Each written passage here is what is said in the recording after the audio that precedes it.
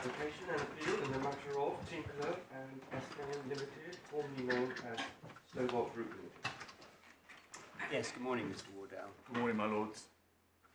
May it please the court, I appear together with Mr. McWilliams on behalf of the appellant, Mr. Tinkler. My learned friends, Mr. Leeper and Mr. Eisenberg, appear for the respondent, Esken. This is an appeal against the order of Mr. Justice Leech, dated 12th of July 2022, consequent upon his judgment, pursuant to which he dismissed Mr. Tinkler's claim to set aside for fraud the judgment of Judge Russon given in 2019 in proceedings brought by Esken against Mr. Tinkler. At that time, Esken was known as Stobart Group Ltd. Mr. Tinkler brings this appeal on 3 grounds, for which he was given permission by Lord Justice Arnold and Lord Justice Snowden at an oral hearing on the 3rd of November last year. All 3 grounds relate to errors of law made by the learned judge. The first is that the judge erred in law in the approach he adopted to Mr. Tinkler's claim to set aside what I will refer to for ease as the Russon judgment. The second is that the judge erred in law in that he followed the test for materiality as stated by the Court of Appeal in Highland, rather than that stated by the Court of Appeal in Hamilton. Third and finally, we submit that the judge erred in law and that he followed Coughlin and Bailey, and in effect considered what decision Judge Russon might have made if the claim were retried on honest evidence. As I'll explain in detail in due course, the most important of the 3 grounds in terms of disposal so far as Mr. Tinkler is concerned is ground 1. If he succeeds on this, then the findings made by the judge are necessarily unsound, and in that event, while this may not be a prospect that this court relishes, there will have to be a retrial. Ground 2 is important because if there is a retrial, the new judge will want to know the appropriate test that he or she should apply. Ground 3 is also important in terms of approach, but frankly, it's not going to do Mr. Tinkler any good if he doesn't succeed on ground 1. Subject to the court, I propose to structure my submissions in support of Mr. Tinkler's appeal as follows. First, I'm going to spend a few minutes on the nature of and issues arising on the original proceedings before Judge Russon, what we in our skeleton have called and I will call the 2018 claim, and then the proceedings before the learned judge that are the subject of this appeal. Second, I'm going to address each of Mr. Tinkler's 3 grounds of appeal in turn, and finally, I'm going to turn to the question of relief, because as you see, the parties aren't idem as to that, as to what should happen if we succeed on ground 1. Can I mention 2 matters before embarking on my oral submissions? First of all is timing. This has been set down for 2 days. I've agreed with my learned friend that I shall have up to 3:50 today when I understand the court has to rise. I'm hopeful I will finish before then, but that's my long stop time. My learned friend will then have from 10 a.m. tomorrow morning till 3:45, and I'll have then half an hour to reply till 4:15. So that's what we've agreed amongst ourselves, if that's convenient to the court. The other matter I'd like to mention is bundles. Can I ask whether you're all working off soft copies or are some of you using hard, and more particularly, are some of you using hard authorities? It doesn't look as if they're working off soft copies. No. I'm using hard copy, I'm afraid. I can use either. I've got hard copy here, but I can get soft copy if that's more convenient. No, it's only I have an apology to make for the hard copy authorities bundles. When the copying was done, the margin markings did not appear in the hard copies. Would you like your hard copies authorities bundles replaced? We can do so. They're here. Not on my part, because I've marked them myself. Are we getting a transcript of this proceeding? Don't think so. No, we're not. Okay, thank you. Topic 1 is the background to the 2 sets of proceedings. Whilst I'm assuming that the court is already familiar with the background, having done pre-reading, there are a few points that I'd like to address briefly. This should take me no more than about 5 minutes. The 2018 claim was commenced by Esken. Sorry, just before you do, can I just, while we're on housekeeping, is there a chronology, an agreed chronology? Yes, there is. If so, for some reason it just hasn't found its way into my bundle. We will pass up hard copies. Isn't it in the core bundle?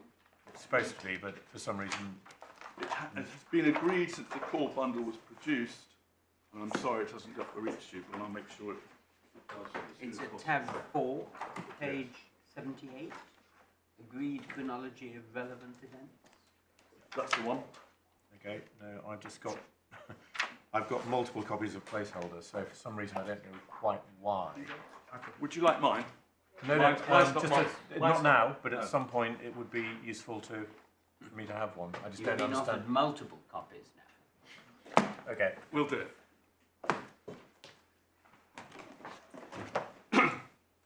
So the 2018 claim was commenced by Esken against Mr.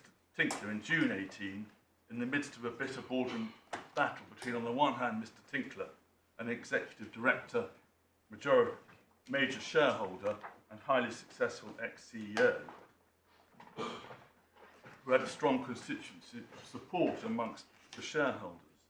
And in the other camp, led by, there was Mr. Warwick Brady, the new CEO, and Esken's chairman, Ian Ferguson. That boardroom dispute saw the majority on Esken's board remove Mr. Tinkler as a director of Esken and terminate his service agreement. Immediately after the shareholders had seen fit to re-elect him as a director at Esken's AGM in July 18, the majority on the board used a procedure under the company's articles to remove him a second time.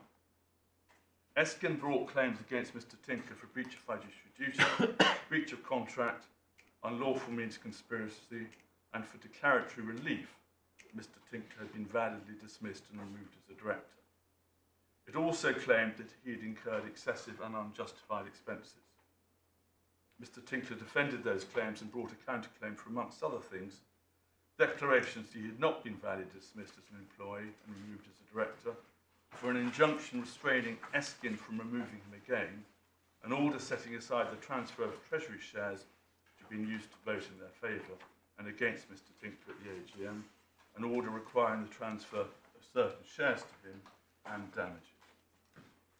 The issues arising for determination of the 2018 claim on the face of those pleadings were distilled to 10 issues summarised by Judge Rushton at paragraph 50 of his judgment, which I'd invite the court to turn up.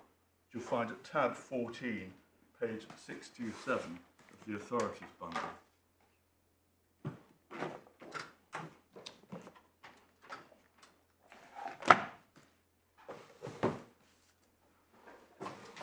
And there are two important, I think at the moment you just need to glance at that if you would be so kind.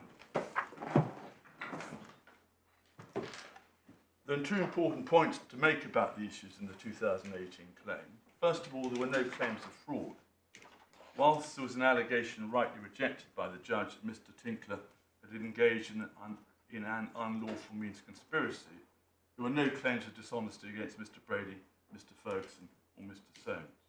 However, and this is the second point, it was part of Mr. Tinkler's case that Mr. Brady and Mr. Ferguson had formed a plan to get rid of Mr. Tinkler before the alleged wrongdoing on his part, which was later used to justify his termination.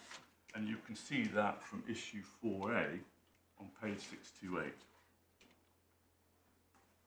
And because that was an issue, and because the judge was convinced he needed to look at earlier events to put subsequent events into context, the judge spent some considerable time on the events in January and February 18.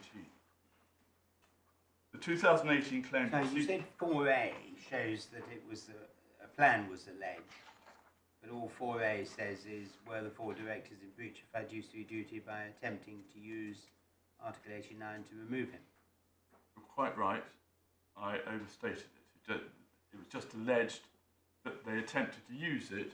As it came out in cross-examination, it was put to them that they put their heads together to use 89.5. Right.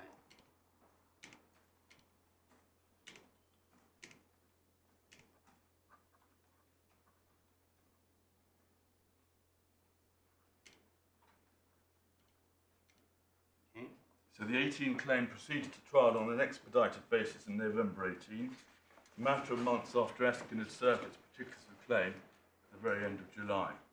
While various allegations against Mr. Tinkler were abandoned by Esken after the conclusion of the evidence, and the unlawful means conspiracy claim was dismissed by the judgment handed down in February 19 essentially found that Esken had been lawfully entitled to dismiss and remove Mr. Tinkler, and that its decision to do so had not been taken for an improper purpose.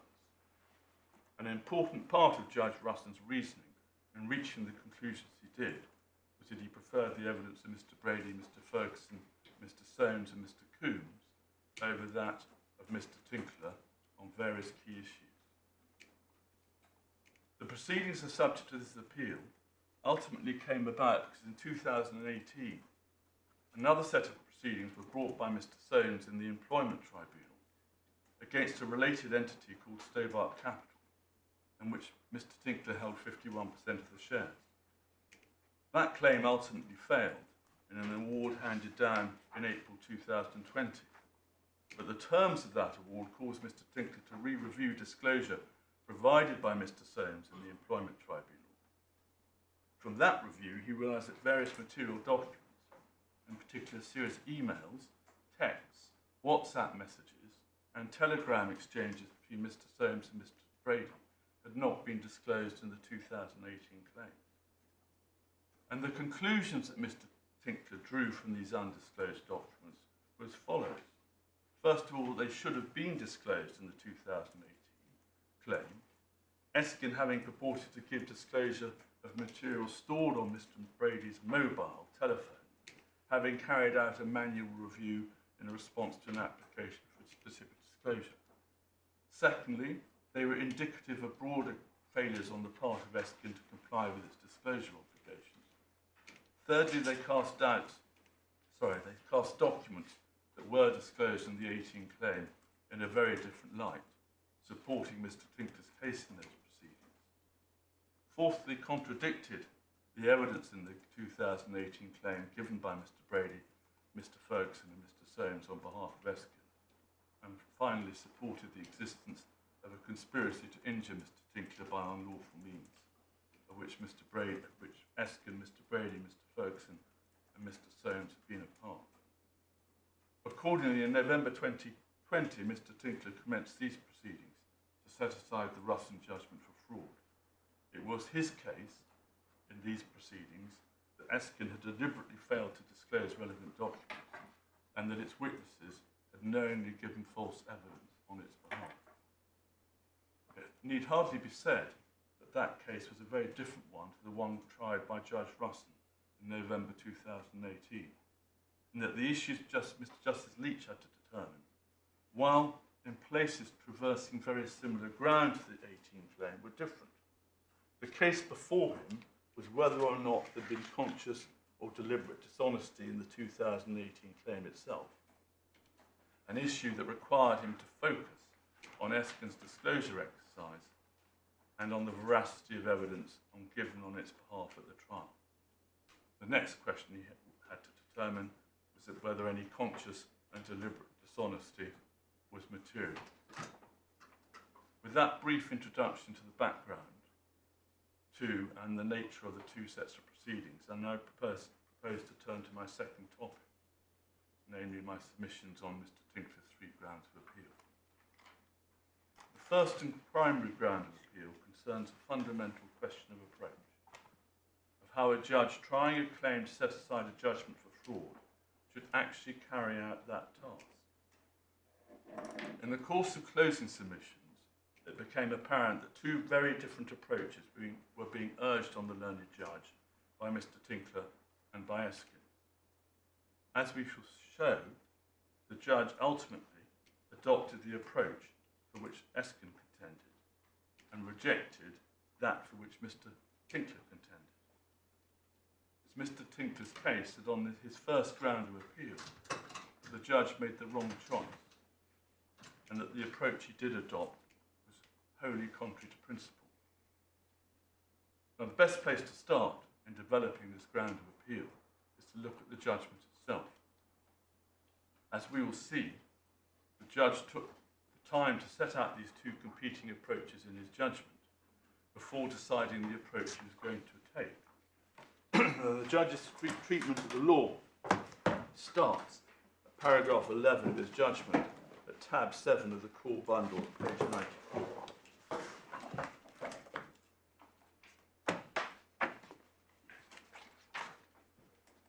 And you see from paragraph 11, he starts by correctly summarising what was and remains common ground, being the three limbs of the test to set aside a judgment for fraud. And limb 1, conscious and deliberate dishonesty, limb 2, materiality, and limb 3, there was new evidence before the court. And as you can see from his last sentence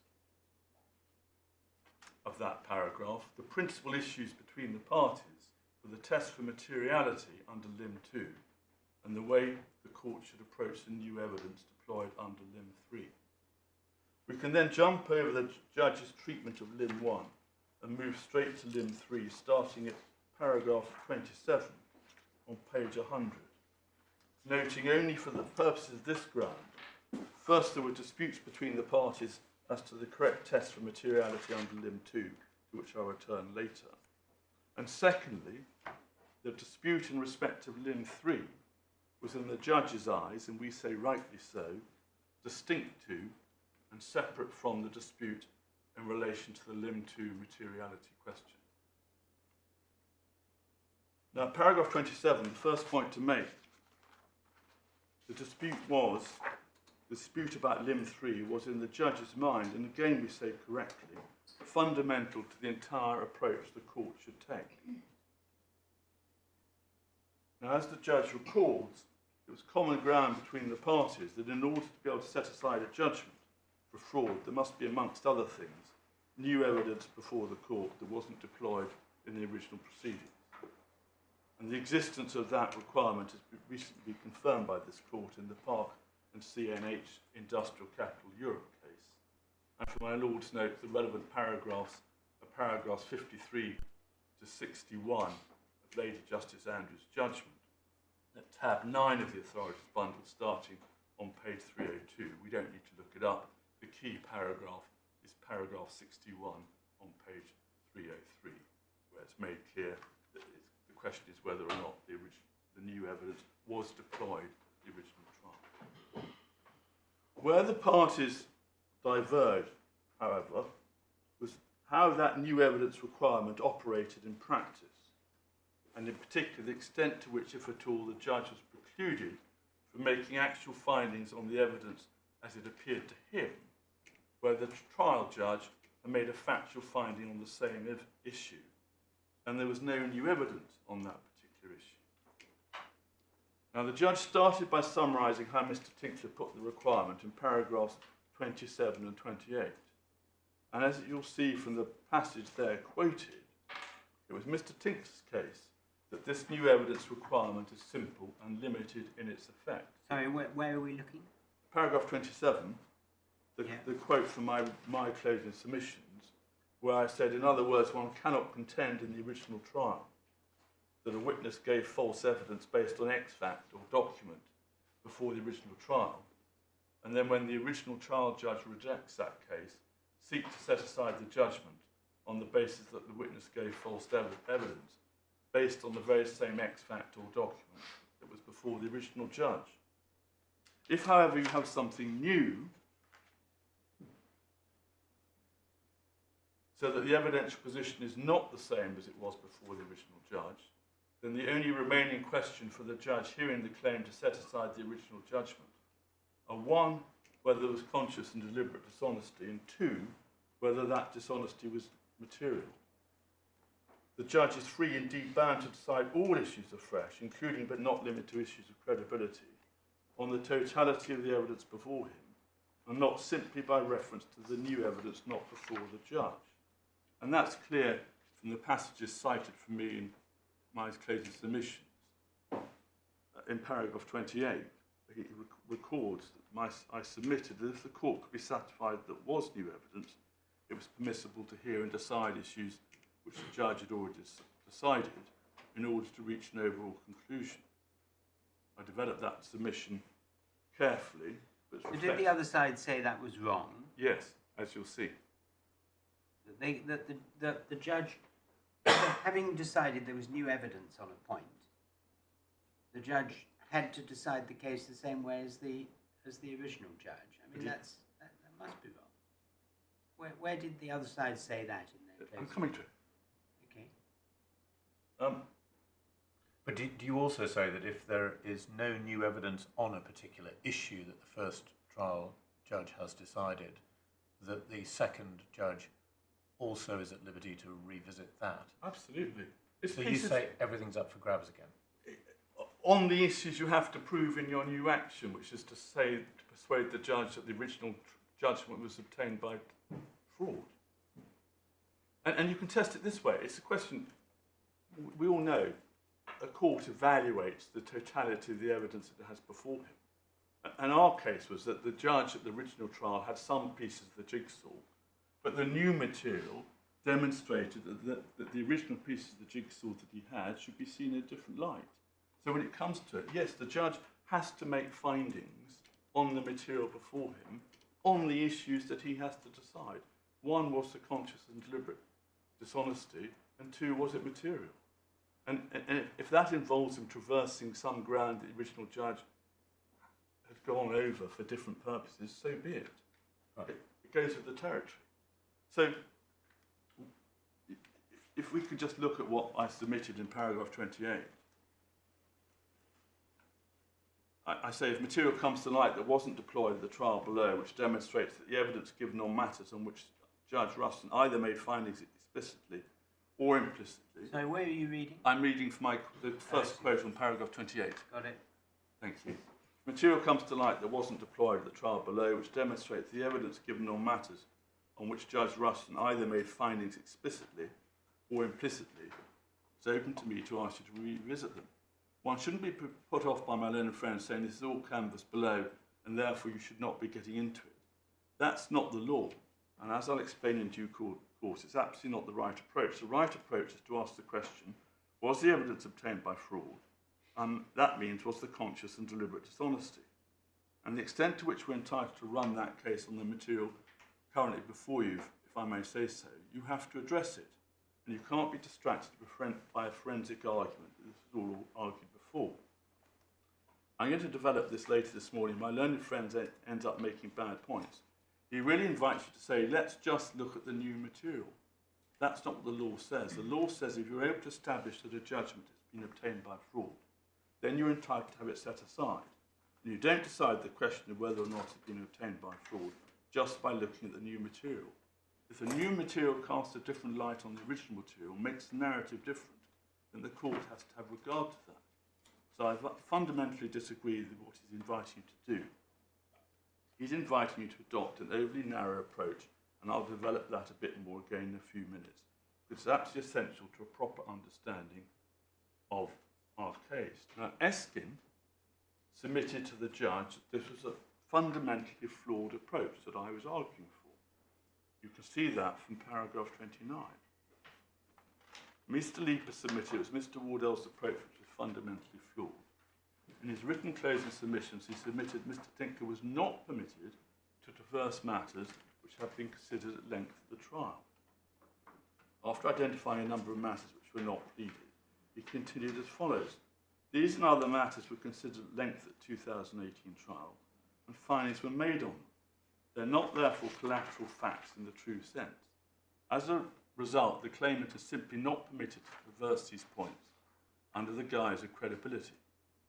If he wished to mount a challenge to the judge's findings in relation to them, he had to seek and obtain permission to do so.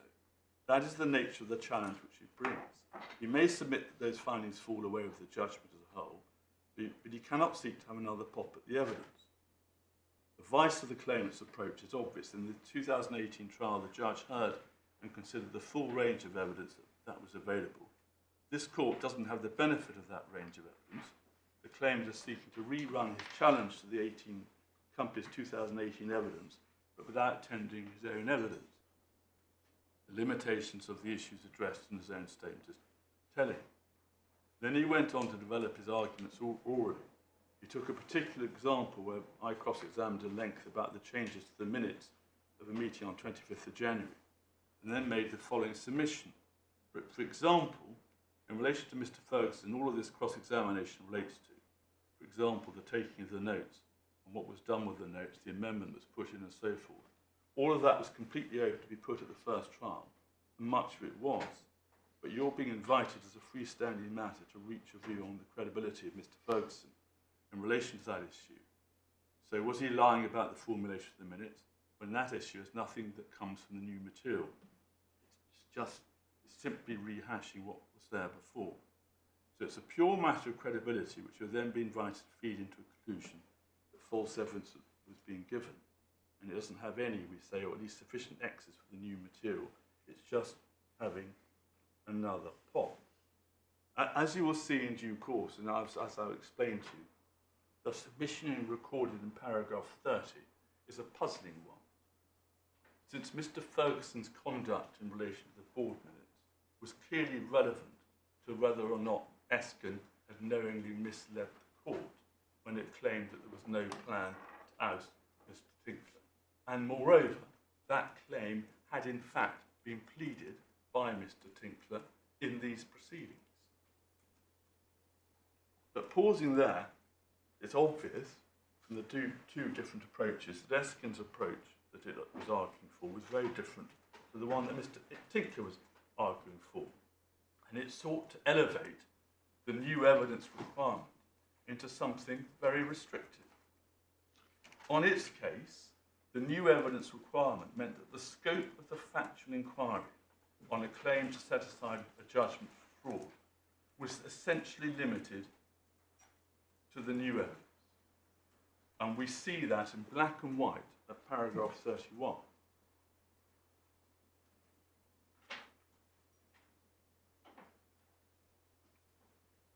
Paragraph 31, Mr. Leeper argued that his approach was reflected in the way in which Lord Justice Aikens had formulated the Highland principles. In Highland, he stated that the new evidence must demonstrate that the dishonest conduct was an operative cause of the court's decision. In Hamilton, Lord Phillips also stated that the new evidence must establish that the court was deceived. Mr. Leeper submitted it was implicit in both of these formulations. The scope of the inquiry was limited to the new evidence and did not give carte blanche to an agreed party to reopen issues which had already been decided. Now that submission, as you'll see, was based on Highland. But in our submission, that confuses the issue of conscious and deliberate dishonesty with that of materiality. That extract, that quote from Lord Justice Aikens, as we'll see in due course, is all to do with materiality and nothing at all on the approach that one should adopt when trying to establish conscious and deliberate dishonesty.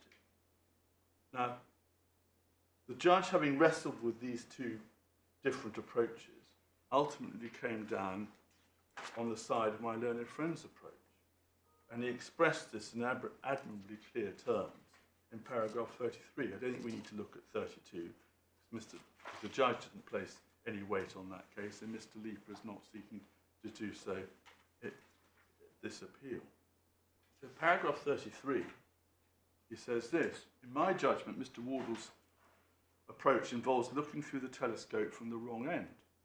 My function was to hear and evaluate the new evidence, and then decide whether the judge's findings could stand in the light of it. It was not to hear and decide the same issues again, with the benefit of both the old and the new material, and then ask myself in the round whether the witnesses must have deceived the judge. Moreover, there's a real danger of injustice in a second court reaching different conclusions based on hearing part only of the evidence before the court. In the present case, Mr. Tinkler didn't give written evidence and wasn't cross-examined about most of the issues and documents put to SGL's witnesses. As an aside, I didn't really understand that observation. Mr. Tinkler wasn't aware of the plan, so he couldn't give any evidence about it, particularly in light of the current approach to witness statements. But the judge goes on at paragraph 34. I therefore accept Mr. Leeper's submission on this. issue. As Mr. Justice Laws pointed out in Tuvayu and Swiggy, there's no burden on SGL to justify the judgment or to prove that the judge got it right. Now, this is the important passage. In approaching the judgment, therefore, I'm entitled to assume that the judge correctly decided the issues correctly on the evidence before him in the absence of a successful appeal. The task for me then was to hear and evaluate the new evidence, decide whether Lim 1 is satisfied, and if so, whether the judgment could stand in the light of that evidence by applying the test under Lim 2. So what he's doing, he's adopting a very restrictive approach. He's saying to himself, all I'm going to look at is the new evidence, and I'm going to look at the new evidence on the assumption that Judge Ruston got it right on the material before him. But not that he got it right on issues affected by the new evidence. Well, as you'll see, he does. As you'll see, he starts in his analysis in each case by citing Judge Ruston's findings at length and really accepting them and accepting findings as to credibility before moving on to consider the new evidence. And as you'll see, when he considers the evidence in relation to the pleaded issues, he considers the new evidence only and ignores all the other evidence, which we say was put into a different light as a result of the new evidence. But he had an entire section of his judgment dealing with credibility, in which he expressed his own views on the credibility of the witnesses. He didn't accept Judge Ruston's views on that, did he? He did, as I'll explain. And as you'll see, his approach to credibility was to look at what Judge Ruston said about credibility and then ask whether the new evidence made any difference. And even in respect to some of the new issues that weren't traversed at all by Judge Ruston, he relies on Judge Ruston's findings as to the credibility of the witnesses. But I'll make good that point in due course. It's obviously an important one. And it's important to be clear, there's absolutely no doubt that this was the approach the judge, in fact, went on to apply, despite my learned friend now asserting the contrary in paragraph 6 of his skeleton argument. This is a point I'll come back to in addressing the various points my learned friend makes in answer to our case in this ground. For present purposes, it suffices if we simply go to paragraph 219 of his judgment at page 177.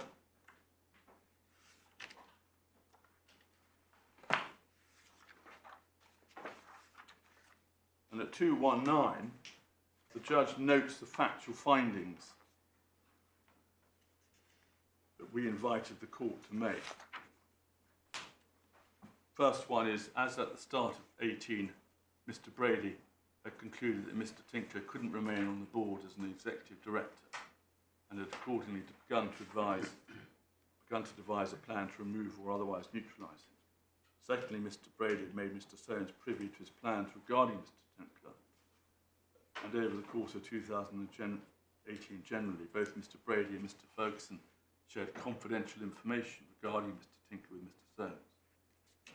And thirdly, Mr. Brady and Mr. Ferguson, at the very least, intended to use Article 89.5 in February 18 to remove Mr. Tinkler from the board, whether by using it to persuade Mr. Tinkler to step down voluntarily to save face, or forcibly removing him against his wishes, and would have done so but for Mr. Garbutt's refusal to sign the Article 89.5 letter.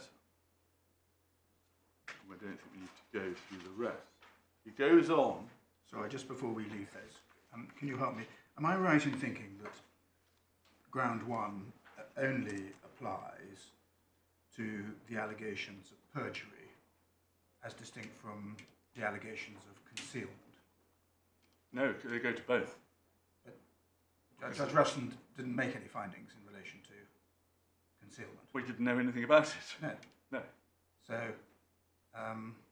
how does ground 1 affect the Mr. Justice Leech's findings on concealment? On concealment, he had to decide whether things were or weren't disclosed, not in fact an issue, and then secondly, whether that involved conscious and deliberate dishonesty.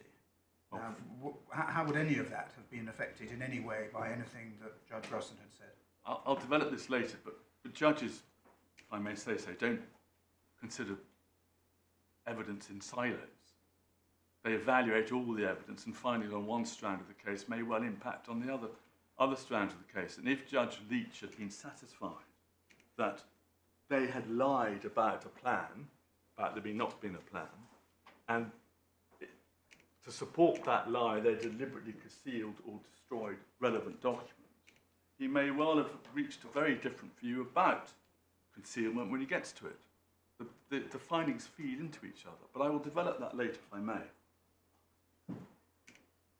So, the judge goes on at paragraph 220, something I'll come back to. He acknowledges that in respect to some of the issues 1, 2, 3 and 5, he would have to make similar findings of fact to those made by the judge. Importantly, he's not there resiling from his earlier ruling that the question of dishonesty is to be assessed by analysing the new evidence in isolation from the material that was before the judge at the original trial. And that's absolutely clear. Sorry, could you just repeat what you just said? Importantly, he's not there resiling from his earlier ruling that the question of dishonesty is to be assessed by analysing the new evidence in isolation from the material which was before Judge Russon at the original trial. And that's absolutely clear from what he says in the next paragraph. So that you say, he said that the question of dishonesty has to be resolved in isolation from the material before Judge Russon. Only looks at the question of dishonesty by evaluating the new evidence. Okay. So you're about to come to 221 anyway. Yes. And that's absolutely clear from what he says in the next paragraph, that's 221, where the judge repeats, again with great clarity, the approach he's going to adopt. And crucially, it is going to adopt the approach set out in section 2 under limb 3, namely the very paragraphs I've been taking you through. And as he says, I'm satisfied I should go on to make findings of fact on issues 1, 2, 3 and 5. In doing so, I adopt the approach which I've set out in section 2 above under limb 3, and we've seen his conclusions in paragraphs 33 and 4. For the reason which I've explained there, I address the issues in the following way. First, I identify the relevant finding which the judge made, insofar as he did so. Secondly, I identify the new documents on which Mr. Tinkler relied. Thirdly, I consider whether limb 1 of the test is satisfied, and in particular whether the new documents or evidence, including cross-examination, provides cogent evidence of dishonest conduct. Fourthly and finally, I consider limb 2 and whether the new documents or evidence is material. But in his thirdly, he includes, he says whether the new documents or evidence, including cross-examination of the witnesses. Yes. Now, the cross-examination that you conducted did go back over the original documents and materials that were in front of Judge Russon, because most of the cross-examination was along the following lines, as I understand it. This is what you said before. These are the new documents. In light of the new documents, I put it to you that what you said before was false. When we come to it, I hope I'll make good this point. He only relies on the cross-examination insofar as it impacts on the new documents. He doesn't look at the original material. But the cross-examination did take the witnesses back over the original material. But that's not how he looks at it. Bear with me. But it is the case. Cross-examination undoubtedly didn't restrict itself to the new documents. I mean, the cross-examination was very much based upon an examination of the original documents and the original evidence given at trial. But to the extent to which the cross-examination went over material that was before Russon and didn't involve new evidence, the judge effectively closed his mind to it. He said, I can't look at this, I won't look at this, I won't let it impact on my evaluation of the new evidence. Well, So just say that again. To the extent that The cross-examination extended to material that was before Judge Russon, but there wasn't a new piece of evidence directly on point.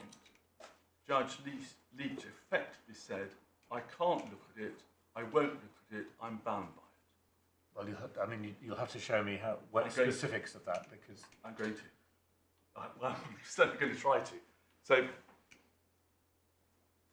further confirmation, and this may be helpful on that question. But, I mean, it's not that...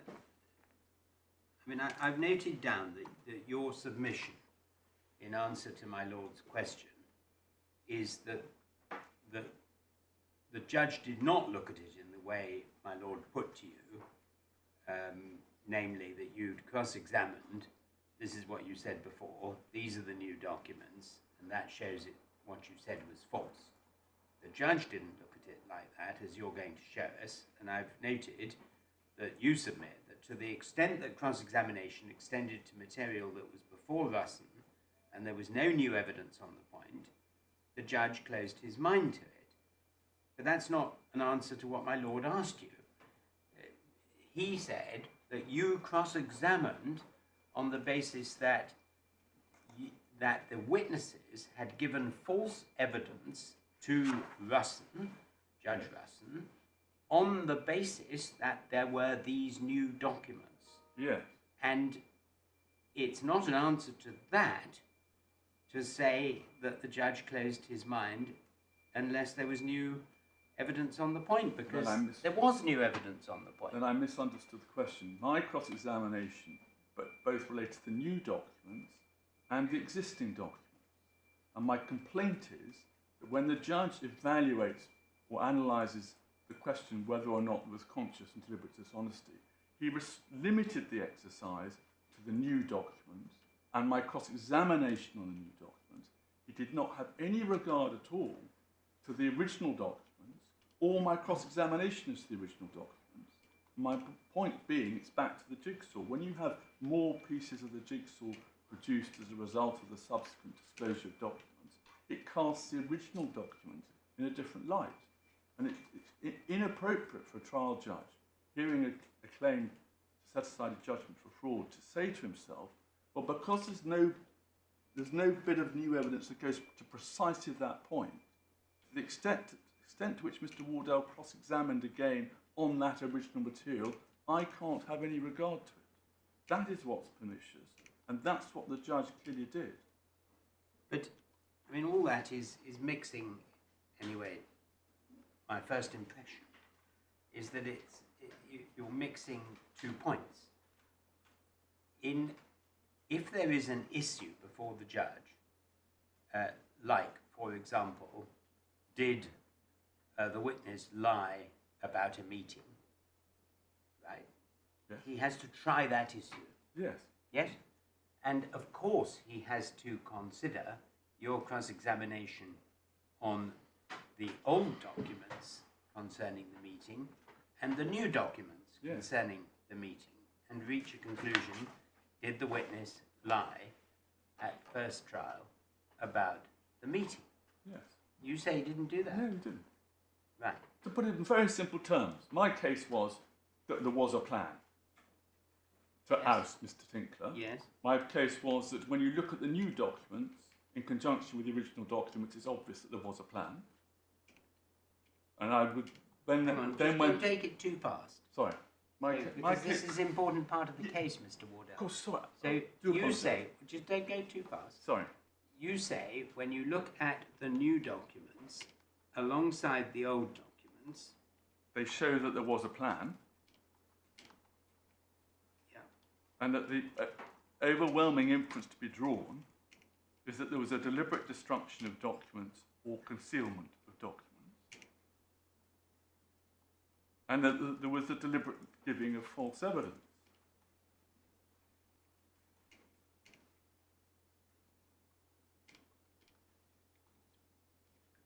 yes, And so the question of was there a plan was absolutely central to Mr. Tinkler's case in these proceedings. But when we get there, and I take you through how the judge analysed the evidence, you will see that where the judge considered there was no fresh material on a particular sub-factual issue, his approach was, I cannot reopen it. It is not open to me, the judge said, to reopen that material. I am bound by it.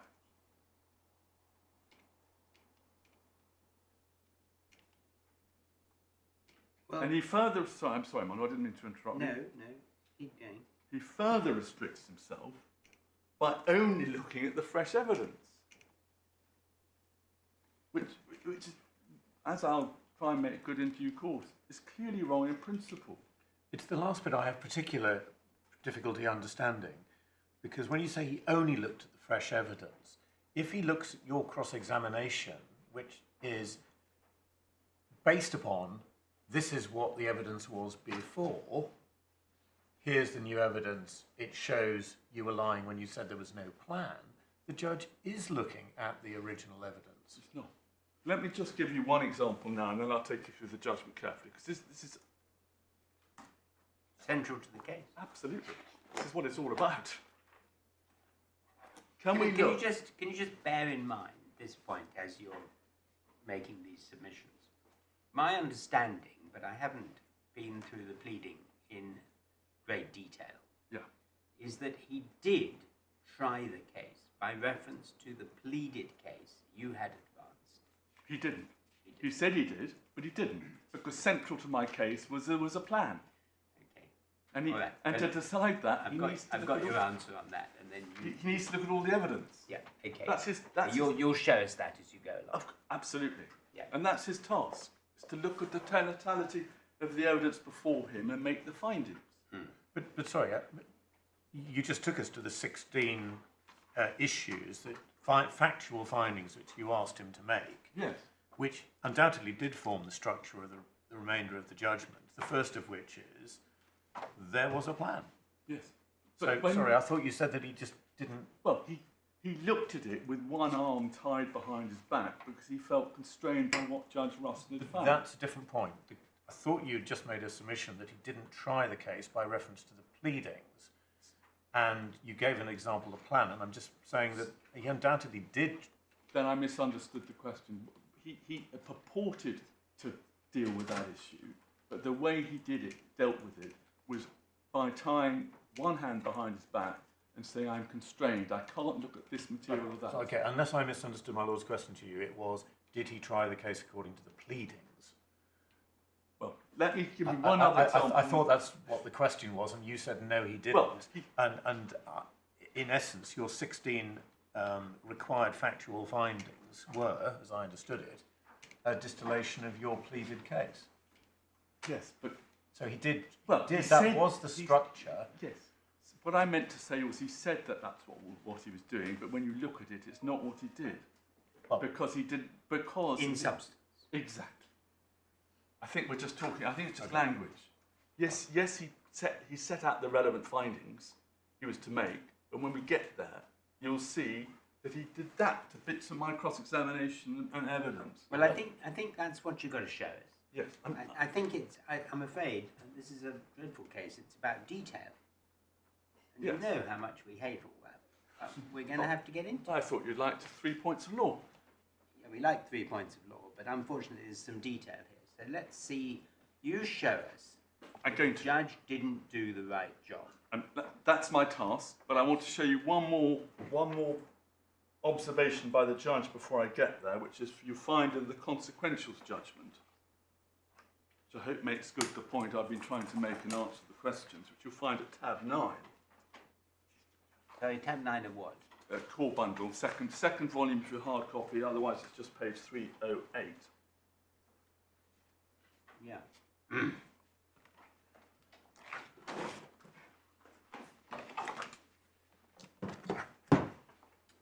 Yeah. We can start at paragraph 7, I think.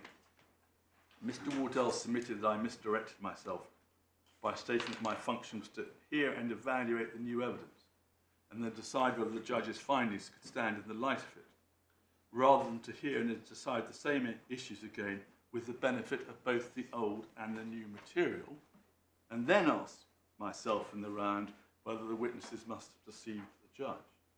I accept that this was an issue of law, but I'm satisfied that Mr. Tinkler has no real prospect of success. As Mr. Leeper submitted, the Highland principles clearly support the approach which I adopted. In particular, Lord Justice Esken stated, it must be shown that the fresh evidence would have entirely changed the way in which the court first approached and came to its decision. The only way in which I found it possible to apply this test was by evaluating the new evidence, then asking whether in light of that evidence the judge's findings can stand. Any other approach seemed to me to be unworkable. Again, he's falling into the same error of confusing limb 1 and limb 2. Materiality cannot possibly dictate the proper approach to be adopted when deciding limb 1. He goes on to say, in any event, none of the new documents upon which Mr. Tinkler relied provided strong evidence of fraud. Instead, Mr. Tinkler constructed a new narrative, namely that Mr. Brady had formed a plan to remove him from the board in early 18, then tried to demonstrate that he and Mr. Soames must have covered this up and lied about it at the trial. Most of the documents which Mr. Wardell put to the witness to support Mr. Tinkler's case theory, which were documents which had been disclosed in the 18 claim and put to the same witnesses at trial. This is the important part that I hope answers my Lord Justice Snowden's questions. Indeed, Mr. Ferguson's cross-examination about the notes of the meeting on 24th of January and the minutes of the meeting on 25th of January demonstrates why Mr. Tinkler has no real prospect of success on ground 1. Mr. Wardell suggested to Mr. Ferguson he produced a false record of those meetings by putting to him the same documents which were put to him by Mr. Taylor at the trial. The judge accepted Mr. Ferguson's evidence, see the judgment, without new evidence to suggest that the judge was wrong to do so. There was no proper basis or justification for me to go behind his findings. Mr. Tinkler now argues that it was plainly wrong and unjust for me to accept the same evidence which the judge accepted at the trial. In my judgment, this is fanciful. So the judge is acknowledging there that because the cross-examination about the minutes, which I'll come to later, had been dealt with first time round, he couldn't reopen it, and he was bound by the judge's decision. And that's why I say that although he purported to deal with the question of was there a plan, he didn't deal with it by looking at all the evidence as he had to do. But he approached it. It's quite a difficult thing to actually do if he did what you said he did. Very. And he didn't, and he wasn't able to do it. He wasn't able to draw a bright line, as you'll see. So there were one or two occasions when the old evidence creeps in, only one or two, because of the intellectual difficulty of having this separation. And when you have, if I may say so, put it this high, what results in absurdity. You have the pool of evidence before the first judge, which we know is incomplete because of the failure to make full disclosure. Ignore for the moment whether it was deliberate or not, that failure. There was a lot more documentation that we then got, which we said put an entirely different light on it. So then the second judge comes along, should be looking at the current pool. But I want to put to you something about the formulation in 221 of the judgment. Yes. I mean, I sort of agree with you that the formulation is at least compartmentalized. Yes. And in the third section, I mean, it's perfectly sensible to identify what the judge found on a particular question, to identify the new documents, fine. The third section is really critical, isn't it? And to this point, I consider whether limb 1 of the test is satisfied, and in particular, whether the new documents or evidence, including the cross-examination of the witnesses, provides cogent evidence of dishonest conduct. Yes. How can he have done that without looking at the cross-examination on the existing documents and the existing documents with the new documents to see whether there had been dishonesty in relation to the plan or the meeting or whatever the allegation was. I mean, it's just, the description is not saying I'm excluding. It's not, that description does not say he's doing what you accuse him of. I think it is, and particularly when you read the judgment, it's quite clear that that's what he's done. And it's also quite clear that he hasn't had regard to the original documents. And you've just seen from paragraph 10 of the consequential judgment that cross-examination about documents, which I said provided compelling evidence of dishonesty. I think all this requires us to look at the detail. Yeah. I'm absolutely coming to that, but I thought you ought to see the consequential judgment before you saw the detail. We had seen it. I've got it highlighted in bright yellow, Mr. Walter, in my version. Pleased to hear it. So, there were new documents in this case. Yes. That's the whole basis of your case, your claim. But without them, we can't bring it, Right. of course. But the evidence that he's referring to there, including cross-examination, traversed the old documents as well. You could read it that, but it didn't. Look at what I've just shown you in paragraph 10 of the consequentials. Okay, It said well, in terms that it hasn't. I mean, it is the judge telling us what he's done. I think you could be right about 10, but you also could be wrong, depending on what he actually did. So let's look at what he did. Yes. So that's the first worked example. I think we can start at paragraph 230. This is the first worked example. Yes, and before I do that, can I just pick up one point my Lord Justice Voss said about it's sensible to start with the original findings. I don't think I agree with that. I would submit the findings of the original trial judge only come in when you come to materiality. What the judge should have done is started with the evidence that went to the first issue of fact that we raised.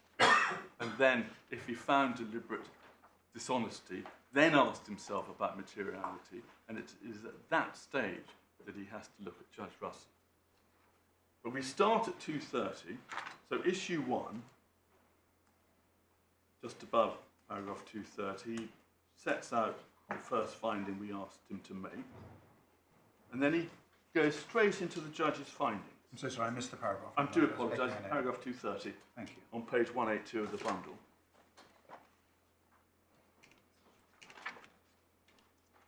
And you'll see 230 refers to the judge preferring Mr. Ferguson's evidence. And then 231 he refers to trial issue 1 and cites the judge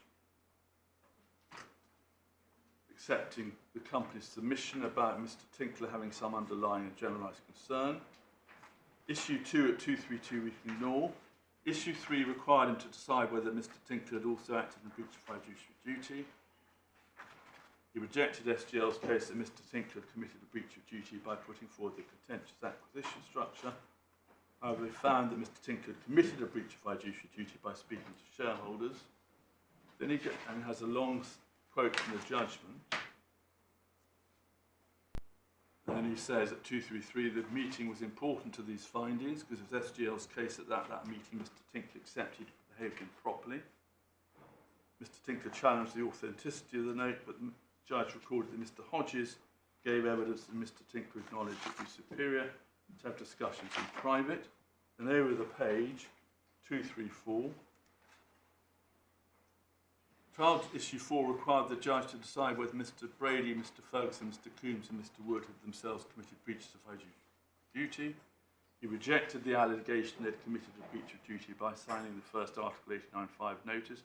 And it's necessary for me to set them all out here. Well, why? Don't think it's necessary at all. His job was to decide the first question of fact by looking at all the material before him, including the new evidence, but also the old evidence, and the cross-examination as to both. And then he should have made his findings of fact in the ordinary way as any trial judge does. But you just showed us that he has certainly recited in this section evidence which was before the first judge, before Judge Russon. And findings made by Judge Russon. Indeed, but he's identified, for example, at 233, evidence which was before Judge Russon. Well, no, I'm not sure that's quite fair. He's quoting from Judge Russon. You then have to ask yourself what he then does. And what he then does starts with the new evidence on page 186, paragraph 235. And from 235 right the way through to 254. I'm sorry to interrupt you.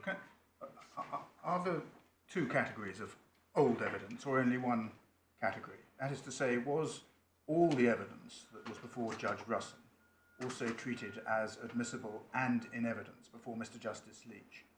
Or was the evidence before Mr. Justice Leech the new material and some of the material that was before Judge Russon? The evidence before Mr. Justice Leech was the evidence that was deployed during the trial, which, as far as I know, comprised all the relevant documents that went to the question of whether or not there was a plan. Well, that isn't quite an answer to my question. No. Because there was oral evidence given at the trial, for example, before Judge Russon. Was that treated as in evidence and admissible before Mr. Justice Leech? That was limited to me cross-examining the witness to put to them that they'd given untrue evidence first time round. But did you have the transcripts of the first trial? Yes. So, yes. I thought the answer to my Lord's question would be yes, then. Yes. In other words, it was admissible as to what they said, absolutely, yes. Oh, but yes, we need to be careful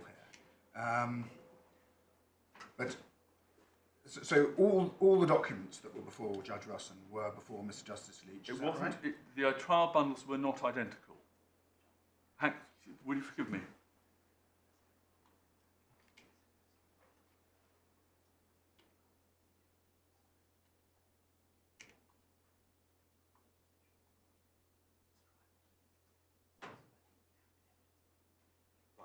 I'm reminded that we had a bundle containing the new evidence and a bundle containing the evidence of the original trial, and yes, we had all the transcripts available.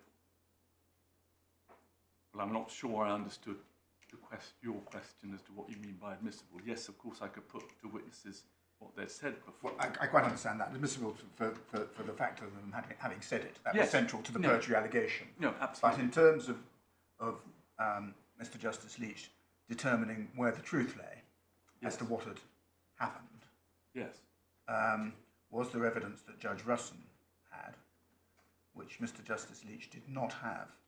No.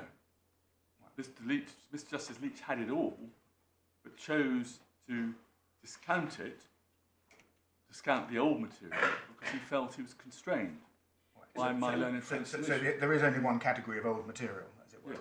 Yes. It was in evidence in both trials. Yes. Thank you. Can I ask, you said, having taken instructions from somebody you probably really knew, namely your junior. Probably. I know you were there, Mr. Wardell, and I'm only pulling your leg really, but that there was a separate bundle of new evidence. Now, call me old-fashioned if you like, but when I used to do trials of this kind, either as a judge or as counsel, I used to think that a chronological bundle of the material that had been disclosed was quite useful, so that one had a bundle of all the material that we used to look at in chronological order. I agree. Now, therefore, if I'd been doing this, I would have thought it would be very useful to have a chronological bundle with a big red sticker on all the documents, or a big red stamp saying new. And so you could see the note of the meeting that had been dealt with by Judge Russon, and then you could see the note of the meeting that had turned up with the new material behind it, and then you could see the email that had just been disclosed, and then you could see the email that Russon had seen, right? All together in chronological order. Did that happen? No, I don't think it did. No. But somebody in the row behind is nodding vigorously, saying it did.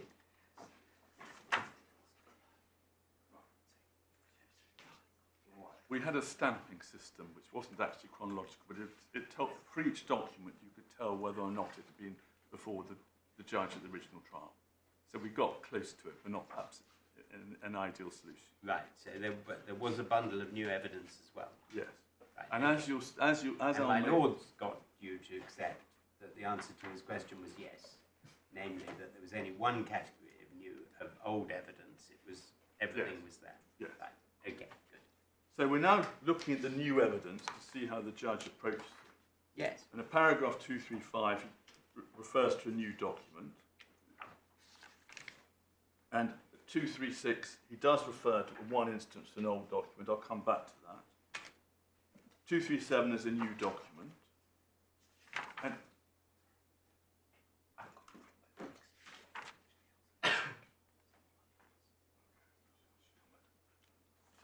And then we have the 237, a new document, and then we have the cross-examination about that.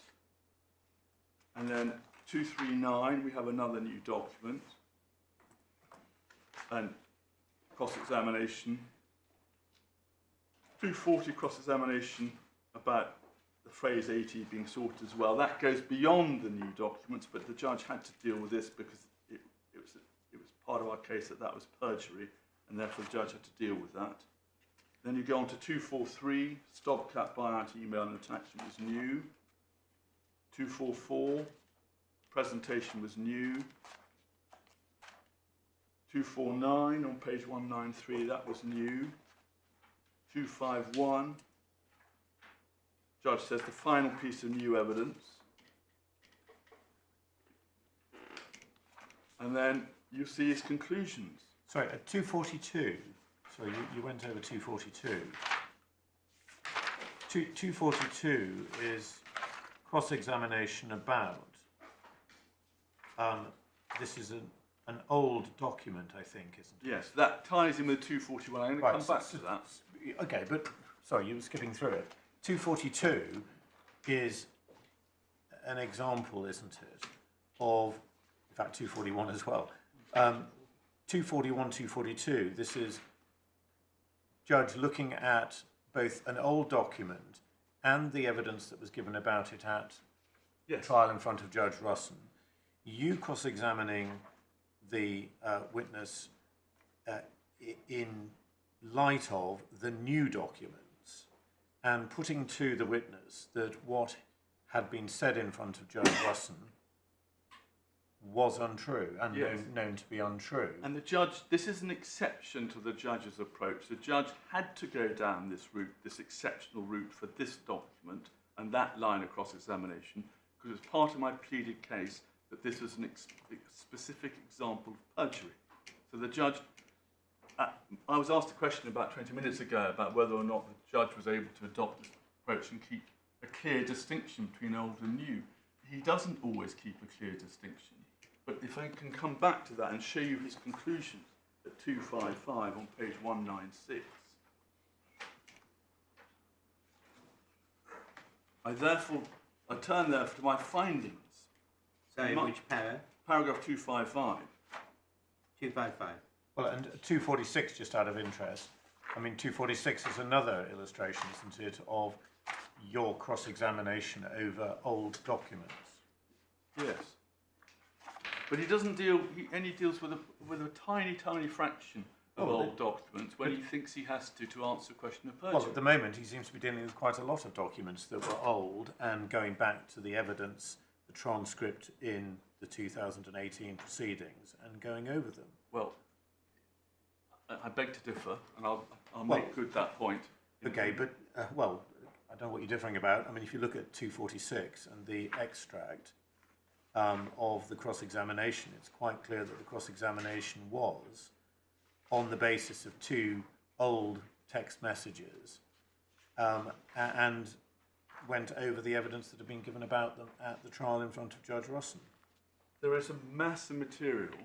Well, that's true. Sorry, that's true, isn't it? I mean, that's accurate, an accurate description of what's in 246. Yes, but we've got one or two exceptions when we have 90% of the material before Russon that isn't mentioned in this. No, but I'm just going through we're going through these paragraphs, and every time you skip over something and I bring you back to it, you just call it I didn't skip over. I highlighted as I went through it that 240 was a document, an old document, that he, because he had because I'd pleaded a specific allegation of perjury.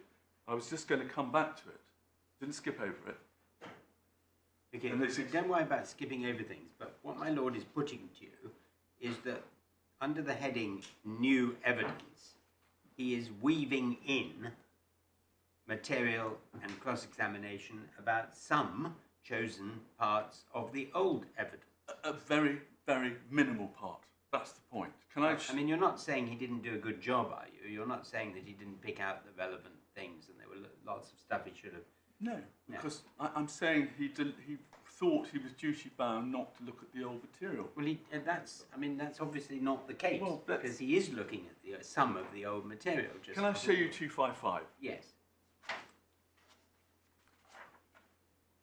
In my judgment, the new documents upon which Mr. Tinkler relied do not demonstrate that by the start of 18, Mr. Brady had begun to devise a plan to remove or otherwise neutralise him. I say this for the following reasons.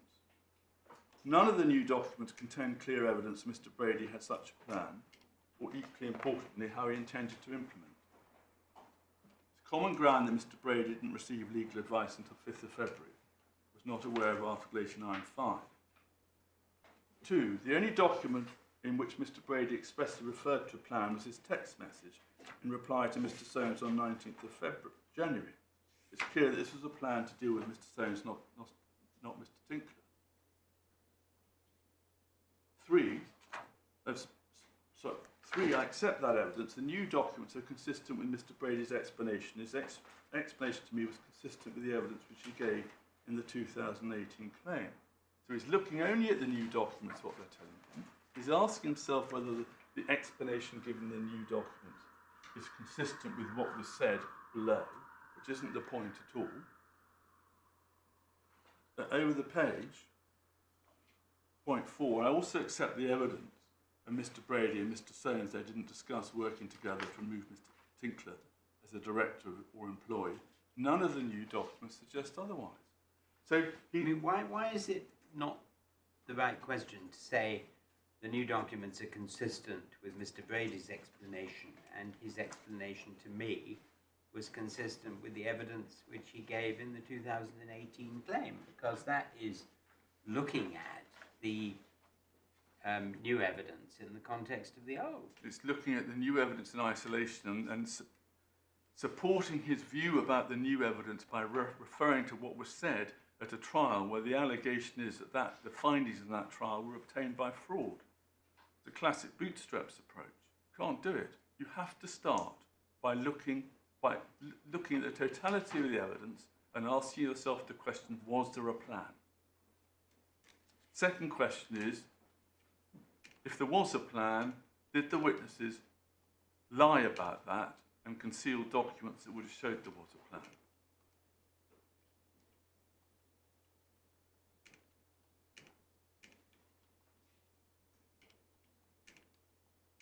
And it's quite clear, I submit, that if you look at 255, even though he has referred to it in passing a couple of documents, one of which he needed to do so because there was an express allegation of perjury about it, it's quite clear that what the judge is doing is just looking at the new material, looking at the cross-examination of that new material, and asking himself whether or not they demonstrate a case of deliberate and conscious dishonesty. And if we go on to issue 2, which starts... Sorry, just before you leave issue 1, so can you give me an example of a document you say he should have referred to and expressly taken into account in this section? Yes, I can. So I'll just need to take, of course, the number of documents that we relied on. First of all was Mr. Brady's response to something called Mr.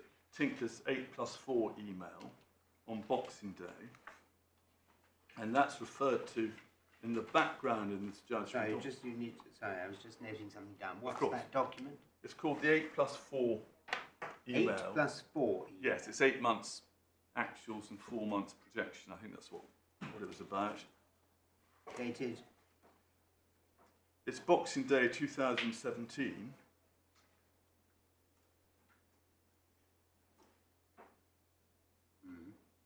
And So, and that's an old document. yes, And you'll see that on page 116 of the judgment. Well, what's the paragraph in the judgment? Paragraph, sorry, lost the reference, 69. 69.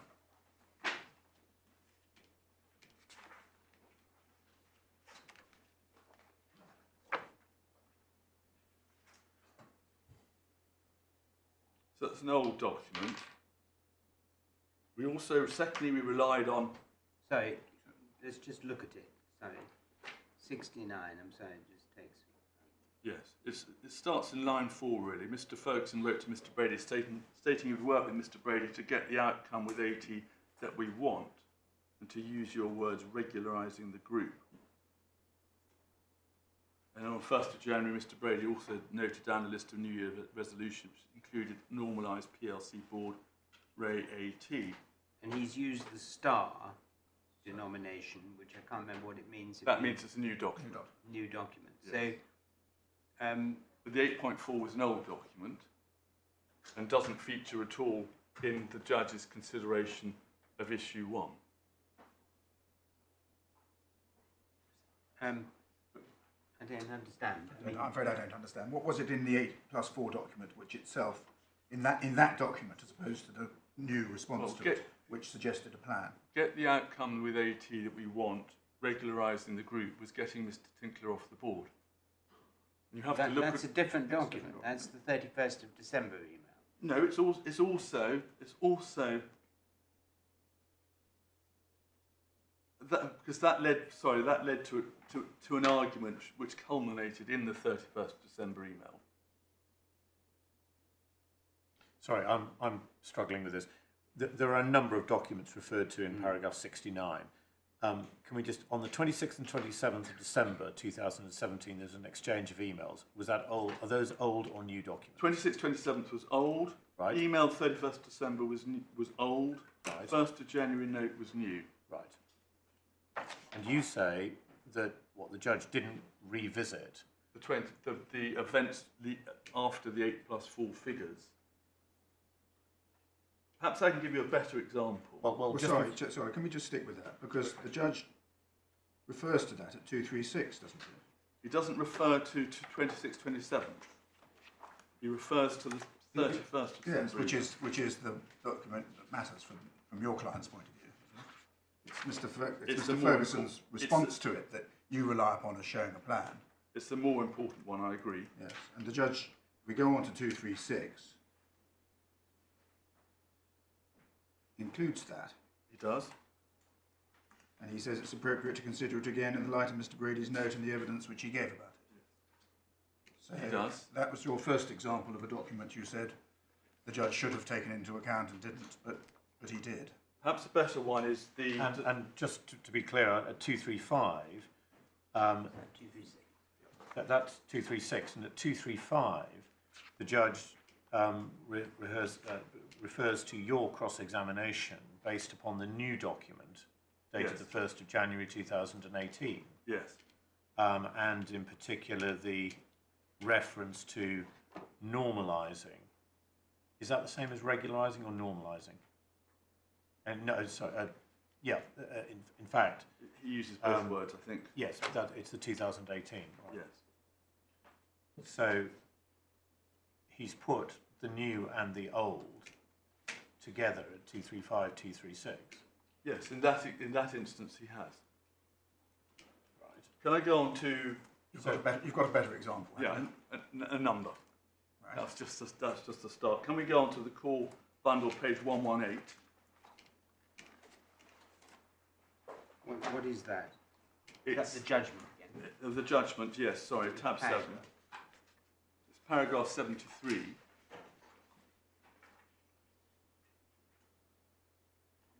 Where he refers to a meeting on the 10th of January between Mr. Tinkler, Mr. Ferguson and one other.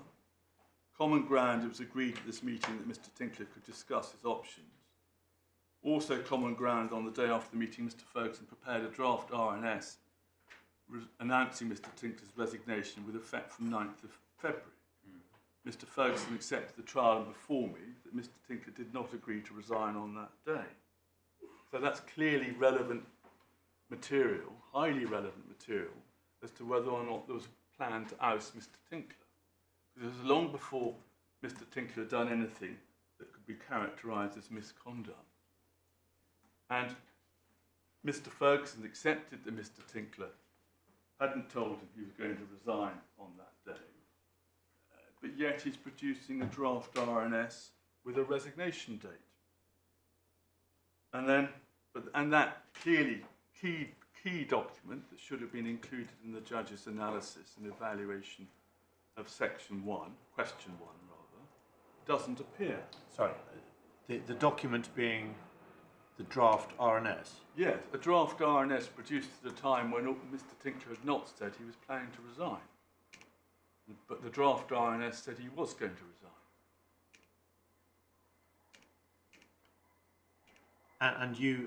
In paragraph 74, you put that document, the draft RNS, to Mr. Brady. To Mr. Brady during the course of the evidence in front of Mr. Justice Leech. And I'm pretty sure I put it to Mr. Ferguson too. But none of that features in the judge's consideration of issue 1. Well,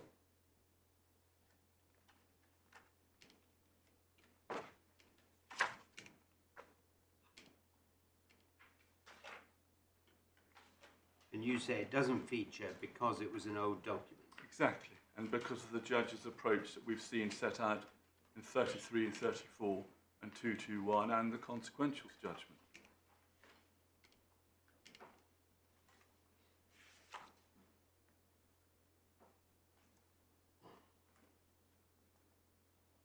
And that's the 10th of January draft RNS.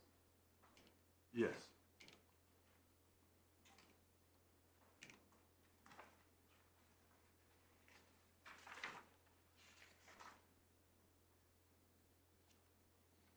So the next important document... Just I'm give sorry, me my lord. 1 second. At paragraph 230, he recites Mr. Ferguson's evidence about the meeting. That's the Judge Russell's findings. Yes. And at 434, he cites under the heading New Evidence, Mr. Ferguson's evidence included, there'd been no discussion of a third option at his meeting with Tinkler on the 10th of January. Yes, but that's a different issue. Okay.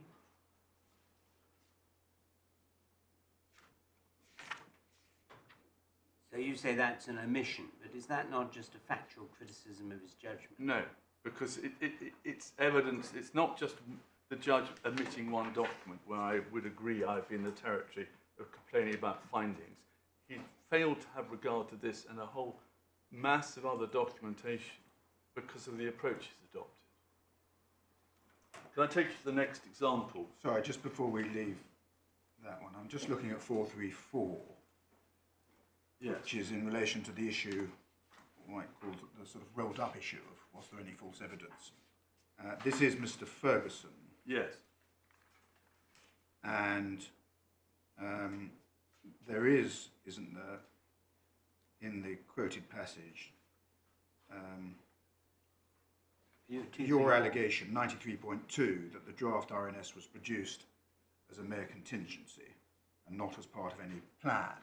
Yes. You challenged that. Yes, but And so far as Mr. Ferguson was concerned, 435 says you didn't put that document to Mr. Ferguson. Have I read that right?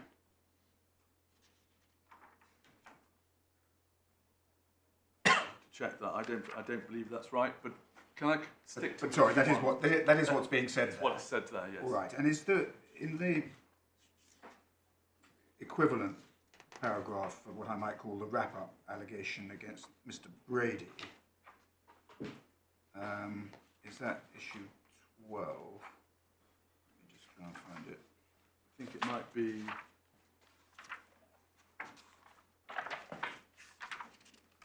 might be 13.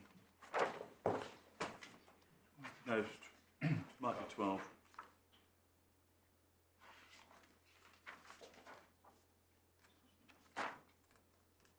I'm going to come to these parts of the judgment, not all of them, of course, but I hesitate to sort of stop you asking me a question. But my point at the moment... The reason I'm pressing you is that I asked for some examples Yes. of old documents that the judge didn't take into account but should have done. When The first one you showed us, Wasn't he that clearly great? had taken into account. the second This one he clearly has taken into account so far as Mr. Ferguson's.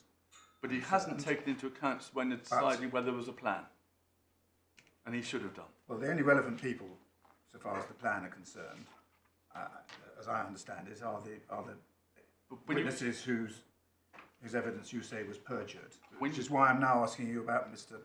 when you Brady. get there, if I may try and stop you taking me out of my course by this, when you get to that part of the judgment, you'll see that the judge places very strong reliance on Judge Russon's findings as to credibility. So the starting point has to be, I would submit, what material was relevant to the first question. And I don't think it's a proper answer to say, well, if we zoom on another 200 paragraphs, you'll see how he dealt with that one document. Because when I get there, I'll be submitting to you he dealt with that on a false basis too. But I can't jump ahead. No, we don't want you to jump ahead, but we're looking at the findings that he made in relation to the plan. Exactly, And the plan is central to your case. exactly. And your case is that he dealt with the plan on the basis of only the new evidence, accepting the judge's findings as sacrosanct, Exactly. even in relation to the plan. And we've looked at paragraphs 400, 200 and whatever it is. I haven't got the numbers, but where he deals with it. And we've seen him dealing with some of the old evidence. Yes. And you have shown us that he didn't deal in detail with other parts of the new evidence. But what you have yet not shown us is that there is anything crucial in the old evidence that would have clearly been important for him to consider in relation to the plan, which is central to your case. Can I So, take so what I'm asking for is not really examples, but what is there must be a core point. There are about five core points which I'm absolutely coming to. It's the next example. Okay, because So- I mean, whether it's an example or whether it's actually the core of your case, you say he dealt with all this new evidence, but left out consideration of the old evidence, which when read alongside the new evidence showed the plan. Boom. Let me take you to page 119, paragraph 78.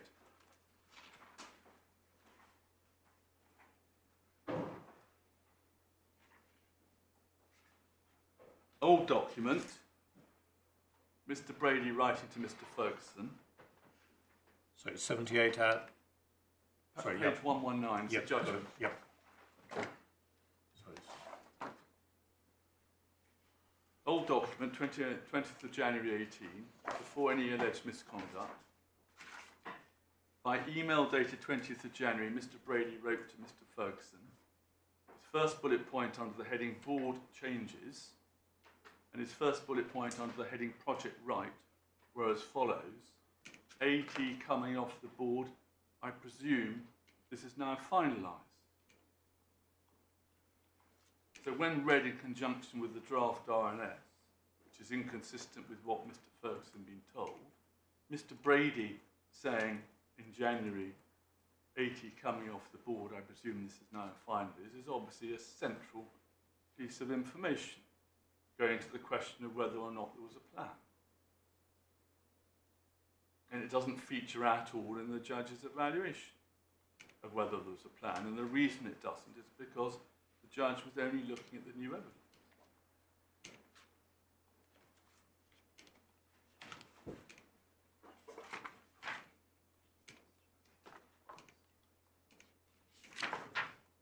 And all these documents were drawn to the judge's attention in our closing, and the reason he doesn't refer to them when evaluating ground one is because he was persuaded by my learned friend's argument that the exercise was very limited. The next one is core page 121.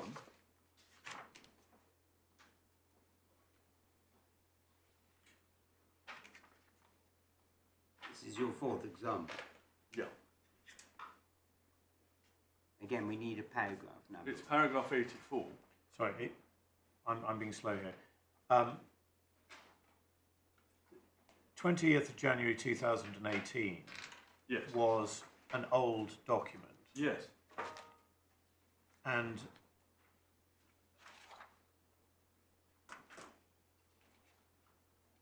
I thought you had cross-examined over this document.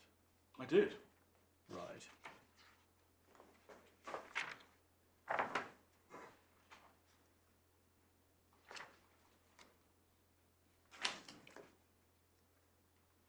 And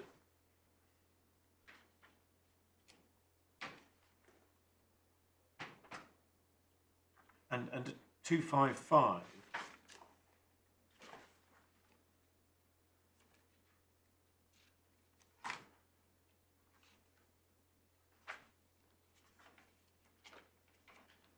are you saying that the judges, none of the judges' analysis at 255 touches the evidence that Mr. Brady gave?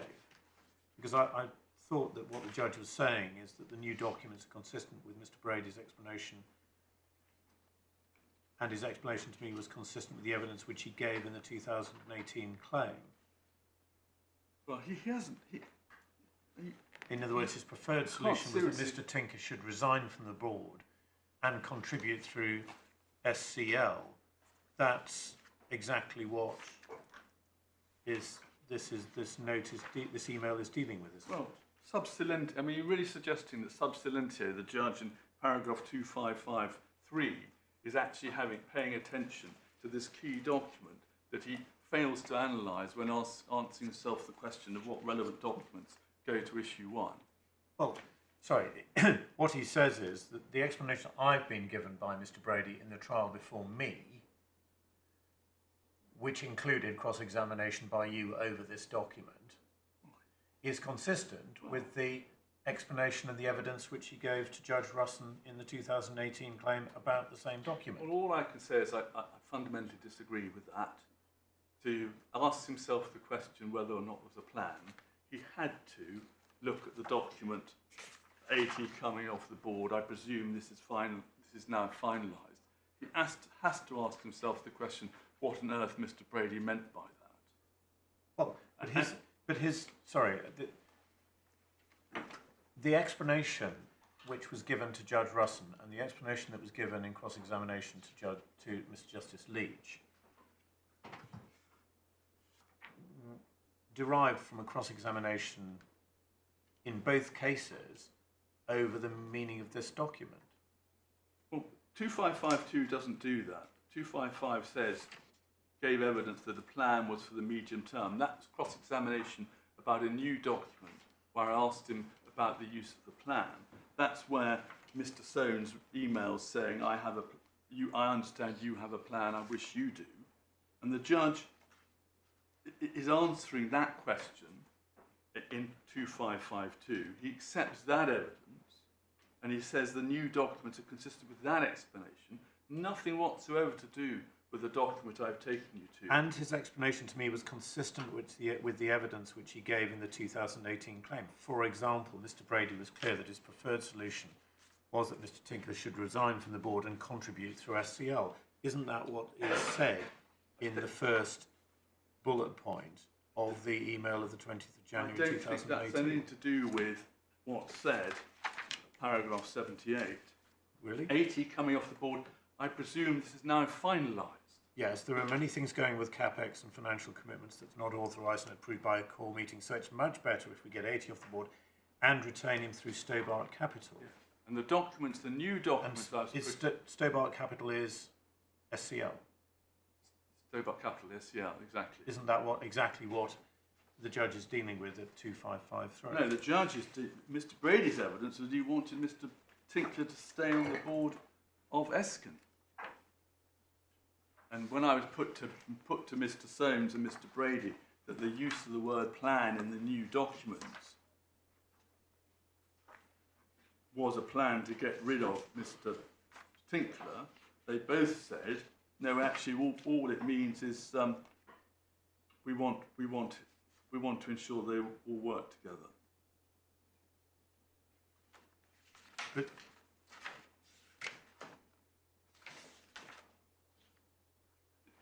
I don't think 255 has anything to do with 80. I presume this is now finalised. Finality is nothing to do with future. It's nothing to do with normalising relations of working together. It's clearly a fundamental document going to the question of whether or not there was a plan.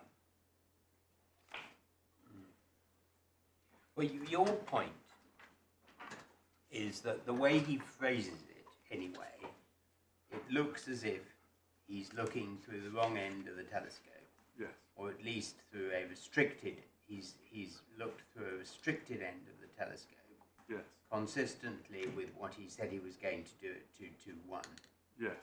And that you're giving us examples now of the core of your case. And you say, the core of my case was that all the documents after the new documents had been revealed showed a plan. Yes. And his treatment of the question whether there was a plan was focused on the new documents. And you had, for example, to look at the emails in the round. Exactly. And it's a difficult question because, as my lord has been pointing out to you, 255 weaves in through the medium of the cross-examination references to some of the January emails and weaves in old and new documents. But you say, well, that's nothing to the point because he has said what he's doing and he's looking at new documents, not old ones. Yes. And therefore he did the wrong exercise, so the process is vitiated. Yes. And yes, and there's no real reason why you should do that, because it's just as easy to look at all the documents. Exactly. And I would say, without getting too stuck on 2552 and 3, that 2552 is in fact referring back to 119, paragraph 77, the new document. That cross-examination that the judge is accepting is where Soames says, you have a plan for the medium term, I wish I did. And Brady says, well, we can find a plan for you medium term. And 255 is dealing with that material, which is the new material. It's not dealing with the original material. How does all this help you? I mean, let's assume you're right for a minute. And he did an exercise that was too restricted. He plainly, having heard your, no doubt, if I may say so, a very devastating cross-examination, he came to the conclusion that all these witnesses were honest. But because he had parked credibility, he took, as his starting point, Judge Ruston believed them. Can I give you some more examples? Because I'm worried. Yes, okay. You had a fourth example, didn't it? It's paragraph 80-something. Yes. The final point, the reasoning, I think I made this clear, but the reasoning in 255 is all directed at what the new evidence shows. It's not directed at the question of looking at this in the round, was there a plan? Can I take you to page 121 of the judgment?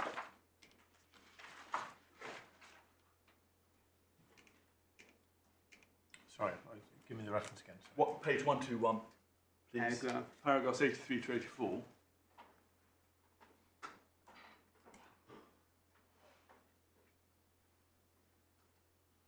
I mean, your case is he'd forgotten all this stuff he'd set out in the... Not forgotten, he felt he couldn't look at it. Yeah. Well, you say that, but I will pick you up on it. Where in 255 does, if 3, for example, does the judge indicate that he's excluded from having regard to what was in the old evidence? I mean, I read 2553 as him examining the new and the old. Well, he's not, because look at the approach he's adopted in 221. That does not embrace the old. No, but in Well, I know what he said in 251, and we've had a debate about what he means when he includes cross-examination in the brackets, for example. But in 2553, he plainly is taking into account both the evidence given before Judge Russon and the evidence given before But he himself. shouldn't have done. That's wrong in principle. So if you're faced with an application to set aside a judgment obtained by fraud, you can't place any weight on what someone said below. You have to ask yourself the question of, was there a plan? Was it hidden? He's taking into account the evidence that was given before. He's taking it, He's not saying, I'm bound by what Judge Russon said. He's looking at the evidence given in the 2018 If you bear with me, it will become abundantly clear that he's relied on Judge Russon's findings of credibility in respect of old material. Okay, I'm just putting to you what he says in 2553. He's not saying, I have to accept Judge Russon's finding about... No, he's not there, I agree, but elsewhere he does.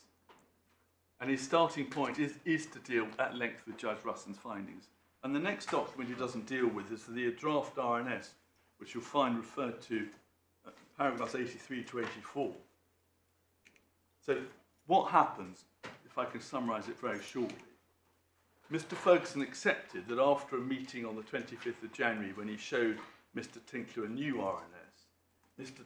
Ferguson's evidence was Mr. Tinkler said he hadn't spoken to shareholders yet, he hadn't made a decision, and I, Mr. Ferguson, agreed to amend the draft RNS so as to remove Mr. Tinkler's name. And I can take you to passages in due course if I need to make good that point. What happens is that that very evening, Miss Bray sent an email, as you'll see from her personal email address, she being the company secretary, attaching a draft letter addressed to Mr. Tinkler, accepting his resignation and dealing with his remuneration. So the evidence was Mr. Ferguson accepted, Mr. Tinkler said, I'm not going, I just want to speak to the shareholders, and Mr. Ferguson says, all right, I'll remove you from the draft RNS, but that very evening, from exchange in private emails, there's a new draft RNS and a new termination letter. Just to be clear, the evidence that's referred to in paragraph 83, is that evidence at the trial in front of Miss Justice Leech? Yes. Yes.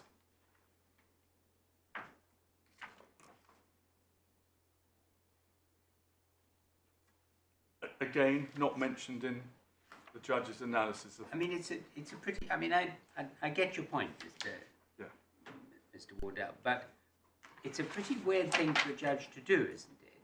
Very. If he did what he said, because you're presupposing that he's reached a conclusion that there was no fraud because, having set out a series of documents as having existed and happened, he's then compartmentalized his mind, and you have to go so far as to say if he had not compartmentalized his mind, he would obviously have found a fraud. Yes. I mean, it's a sort of judicial gymnastics that we're not used to. No. Well, no doubt that's why I was given permission to appeal. I mean, it is very unusual. But my lord can tell us why Exactly. you were given permission to appeal. But anyway, leaving that aside, I mean, it's a strange thing to have done, because you must surely, when you were waking up at 4 in the morning and thinking about the case, as judges sometimes do, have said, gosh, there was a fraud here, but because I'm compartmentalizing my mind, I can't say there was. I mean, I'm not... Time doesn't allow me, and the documents don't allow me. There were an awful lot of observations made by the judge in questioning of the witnesses during the course of the trial, which rather suggested that he was disbelieving of the witnesses, but in the end, he felt constrained to follow Judge Russon. And the flavour of that will come out as I make good my submissions. Can I take you to the next one? The next one is important. It's been touched on in the consequentials and in my learned friend's submission, is Mr. Ferguson's decision to amend the minutes of the board and non-co meetings to falsely record that Mr. Tinkler agreed to inform the Esken's major shareholders of his decision to step down. And we find that at core bundle page 122, paragraphs 85 through to 88. So we know that Mr. Ferguson been told Mr. Tinkler's not going. We know Mr. Ferguson said that he was going to amend the RNS but doesn't and gets a fresh one that evening. And then what happens? Miss Bray sends Mr. Ferguson minutes of both the board meeting and the non-co meetings. And what Mr. Ferguson does is add the words you see there set out in paragraph 85, which are false. And he does this on the 17th of February. In a discussion following the board meeting, it was agreed that AT would personally inform the board 4 key shareholders of his decision to step down. But Mr. Ferguson's own evidence was that Mr. Tinkler made it perfectly clear on the 25th of January that he hadn't decided to step down.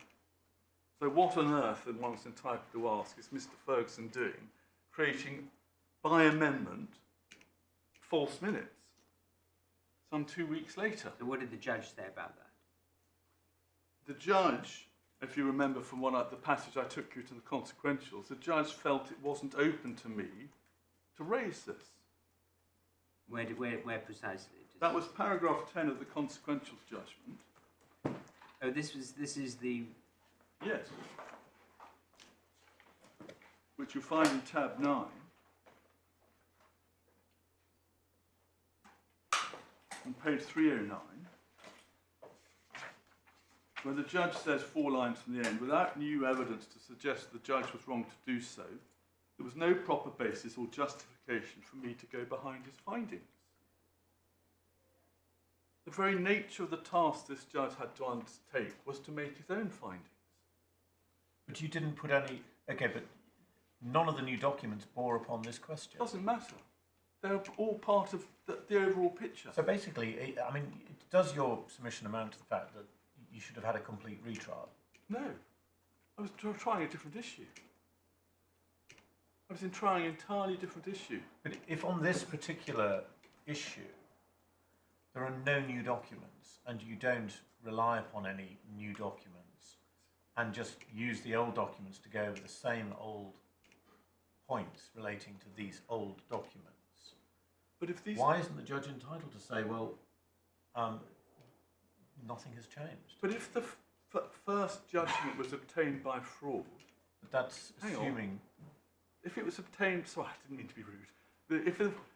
If the first judgment was obtained by fraud, the judge can't place any reliance on answers given in respect of allegations, in respect of mucking around with documents, when there's new material that puts all of that in a different light. But this wasn't a pleaded allegation of false evidence by Mr. Ferguson. It was. It certainly was. So where's the pleading? Well, I only picked that because at 434, the judge says the pleaded case against Mr. Ferguson was that he gave false evidence in 6 respects. Let me just find it. One of them. So that's where I got It that. certainly You'll show was. me in the pleading where it is. Can we look at tab 11? Yes. And can we start at page 328?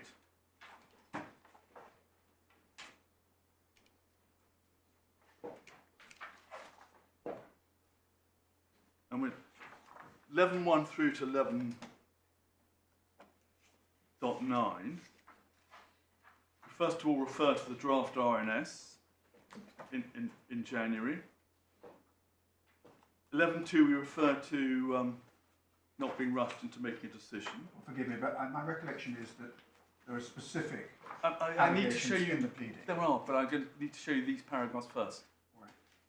11.1 through to 11.9, so just see 11.3, another reference to coming off the board, and then 11.5, we say that there were telephone calls with and basically the shareholders were lied to because they were all told that Mr. Tinkler had asked to resign. 11.6, first reference to use of 89.5.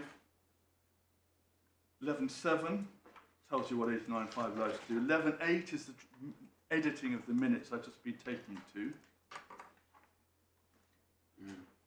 And we say no such agreement had been reached to possess stepping down as Ferguson well knew and later knowledge. And then the actual complaint about the evidence of Mr. Ferguson's at 393. 393? Yes. So Yes. paragraph 93. Yes. So Mr. Ferguson's evidence including the following statements. Yes. 93.2 draft RNS was mere contingency. 93.3 conversation with Mr. Tinkler during which Mr. Tinkler told him he wanted to stand down as director. 93.4 the content of that conversation was recorded in a note he produced the next day which he denied he'd fabricated.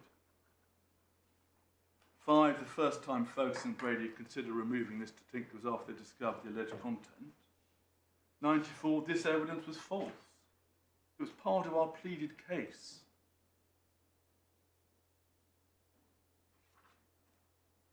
So, and where in the issues, the factual findings that you asked the judge to make, is this issue dealt with? Well, it's issue 1 and issue 3. What it is this is a material that demonstrates that there was in fact a plan, and it's material that demonstrates. Sorry. I'm sorry. Sorry. Where in 93 do we see what you say is the decision to amend the minutes and the explanation for it being a bit of false evidence?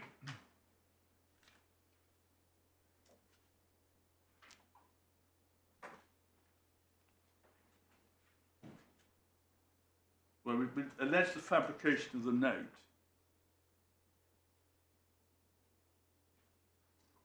The board minutes aren't in fact actually referred to there, but they are earlier on. And earlier on we do say in terms that they were effectively minutes that were untrue. And so that's the note, that's not the amendment to the board minutes which comes a little while later, doesn't it? February. I'm sorry, my lord, I'm distracted. The amendment to the board minutes doesn't come in a note the next day, it comes sometime in early February. 17th of February. Yes. Yeah. And that I thought was what you were saying was the Well, fifth of your points that the judge should have dealt with and didn't by reference to the old evidence. Well, he I certainly misunderstood should have that. dealt with it because it's there in paragraph 11. Yes, but you said in answer to my lord that this was a pleaded question that he should have dealt with, and we now see it's not. Well, 11.8, it is pleaded. No, 11.8 pleads the fact, but it doesn't plead that Mr. Ferguson had given false evidence about this in 93. 11.8, if I may say so, goes to the existence of a plan. The later part of the pleading goes to the question of what evidence was false. But I don't just rely on the falsity of the evidence. I rely on the existence of a plan. The existence of a plan is only relevant to the extent that it demonstrates that there was false evidence. Yes, but otherwise you don't get through limb 1 at all. Yes, but you have to decide whether there was a plan first. You see, the difficulty I'm having is that paragraph 93 pleads very clearly, if I may say so, the 6 respects in which it said that Mr. Ferguson perjured himself, and the judge deals with those in terms at paragraph 434, and he recites the pleading, and he deals with those. Now, I quite understand your point that even if this wasn't a pleaded allegation, it might be relevant to credibility. But I am having difficulty in the suggestion that the judge was at fault in not treating this centre stage, as it were, as perjury, or an allegation of perjury that he had to address. It certainly goes to credibility. It certainly goes to the question of whether or not there was a plan. And the judge, we say, should have dealt with it under question 1. I agree with you, it doesn't come specifically under the judge's consideration of the falsity of the evidence when he comes to deal with 93. I accept that. But just to stand back from it for a moment, your criticism is a process criticism, and you haven't been given permission to appeal the particular findings. What you're saying is, and if you're right, it is an error the judge made. We'll have to hear an argument about what the effect of the error is, that the judge did compartmentalize his approach to the evidence in this case generally, Yes. even if he tried properly the pleaded issues of perjury. You say the judgment is flawed because he consigned paragraphs 70 to 85 or 70 to 90 containing the old evidence on one side and dealt only with the new evidence in considering your case that there was a plan and therefore perjury as to that. Yes. That's what you say. Yeah. And if you're right, you at least get as far as showing there was a process error in the judge's treatment. And just finishing off the examples of other material, can we look at page 133 of the judgment?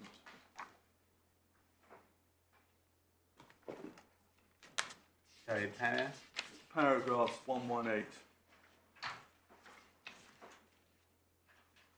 I'm always going to ask you for the para because I'm looking at a document separately. Para 118. Yeah. And this was the fact that all the directors signed, all the directors bar Mr. Carver signed the 89.5 in February. Mm. And what the judge should have done is she should have looked at that together with the Travers Smith memo, which he notes in paragraph 120. And that memo, together with their invoice, showed two things. First of all, they'd been instructed in early February to prepare a notice letter and settlement agreement for Mr. Tinkler. They'd then been re-instructed in late February, and they produced a memorandum from which it was plain that the board couldn't work with Mr. Tinkler anymore and wanted him gone. And you'll see the judge cites a series of statements from that memo. The board of directors have concluded that AT's position has become untenable. There's been an irreconcilable breakdown in the working relationship. AT is bringing the board and its group and its board into disrepute by making public what should be an internal disagreement. AT clearly no longer has trust in the group's board and executive team, and his actions now mean they have no trust in him. It's impossible to see how his employment and directorship can continue in that situation. And 121, proposed dismissal process. AT's employment will be terminated using a short form process. Paragraph 2, the plan is to invite AT to a meeting which will be informed that his employment is being terminated. AT will be provided with a letter issuing him with notice of termination with employment under the service agreement. He will also be handed a letter removing him as a director. So the judge referred to this really important document, which hadn't in fact been deployed below. So which had No. had not. It was in the bundle but wasn't referred to. Right, so this is not new evidence. The document is not new evidence. It is under par. There's a question of whether it was deployed. Well, I don't know. Does it mean, if it's in the bundle, has it been deployed? I don't know. There were no questions asked about it. Ignore my last reaction to that. It was old evidence in that it was in the bundle. Yep. Hadn't formed the basis of any cross-examination first time round. Clearly central to the question of whether or not there was a plan to oust Mr. Tinkler in January and February 2018. Not touched upon in the judge's analysis of question 1. Right, but sorry, just I'm so sorry. Okay, so just so I've understood this, old document, question about whether it was deployed at the first trial, maybe not. Its significance in light of the new material, was appreciated, and you cross-examined at length about it. Yes, Right. but it's not referred to. But this can't, by definition, be something where the judge said, well, I can't look at this because of what Judge Russon did. No, but he didn't look at it all the same.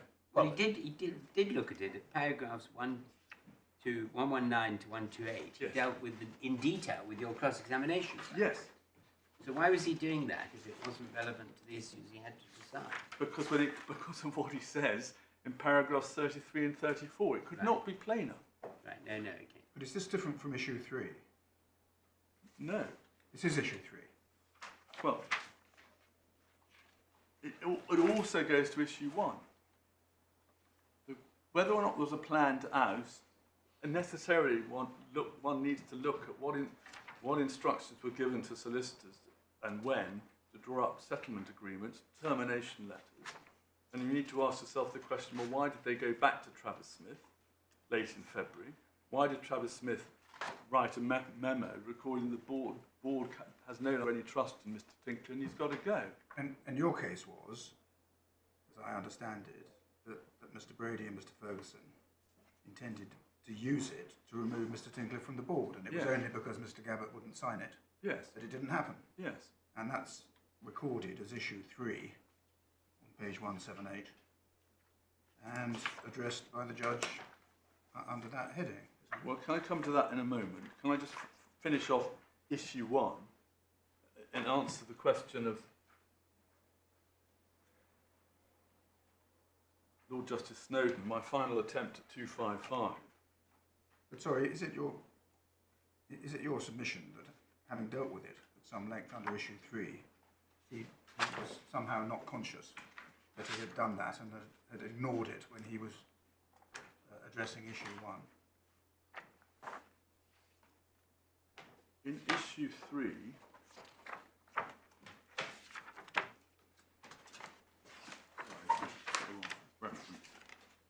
Issue 3 itself is identified at page 178. looking at the actual dealing with issue 3, Yes. I was going to come back to that after issue 2.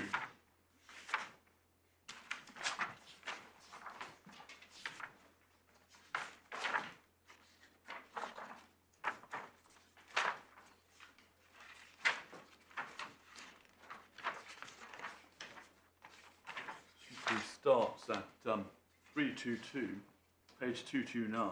Thank you.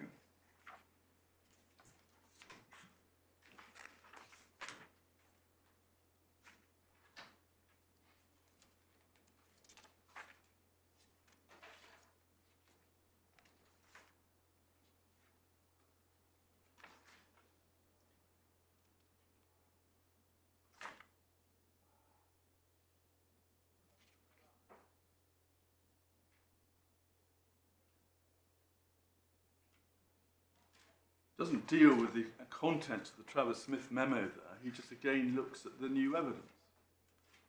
Well, in 329, he deals with the Travis Smith memo, and in 330,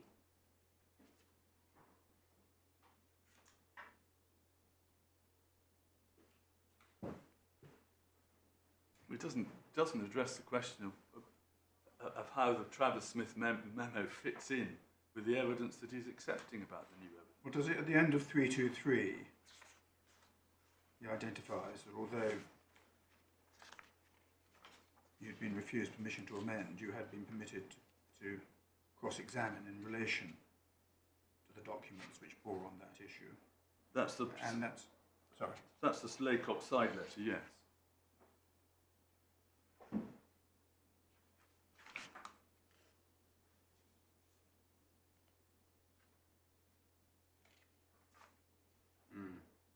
So there's a passing mention about the Travis Smith memo in saying, when he says there wasn't a meeting to consider it, and he deals with the advice they give him, he didn't deal with the memo at all.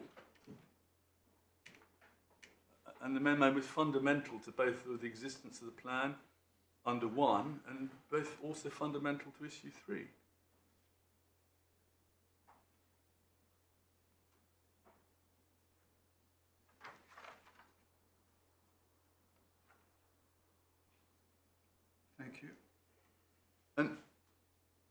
final attempt, if I may, at 255, what the judge is doing in 255, yes, he is looking at the cross-examination, which I accept included old cross-examination, but he's doing so to answer the wrong question.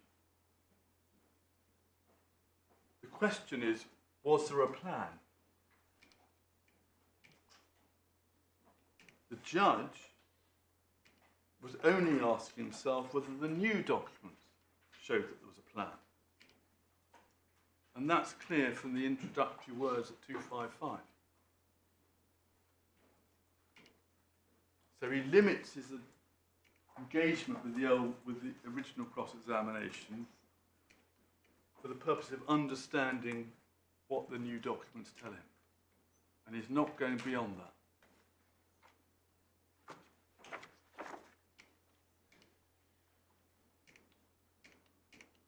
And then if we go on to issue 2, which starts at paragraph 288,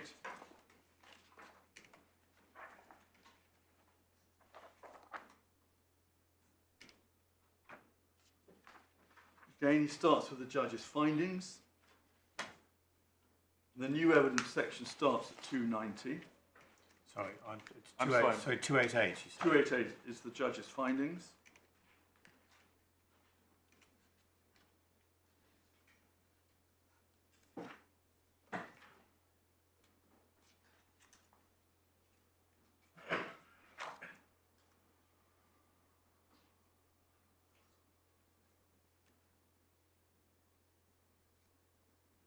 And the new evidence starts at 291, with one exception. All the documents he refers to the new evidence. The only exception is the 5th of February email, but he has to deal with that because it was Mr. Tinkler's case that both Mr. Brady and Mr. Soames had given false evidence as to why that email was sent.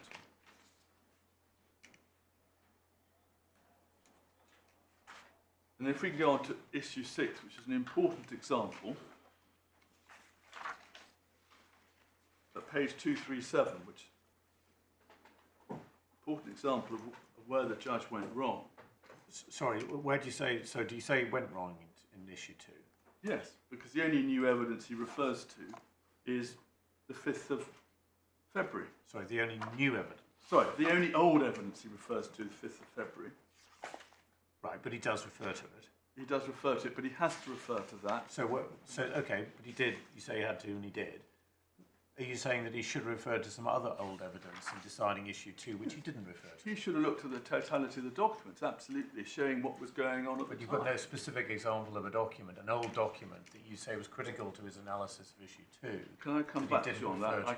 At the moment, I can't give you a specific document which is critical to that analysis. Okay. I will. Can I take you on to issue 6? Which paragraph? Paragraph 342.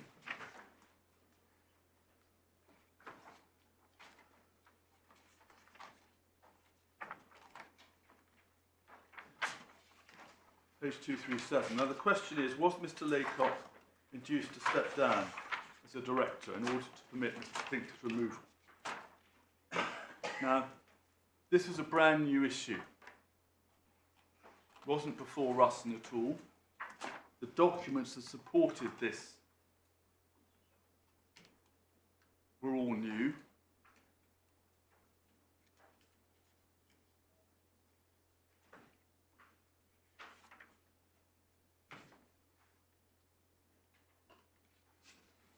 But what the judge does, he starts with the judge's findings.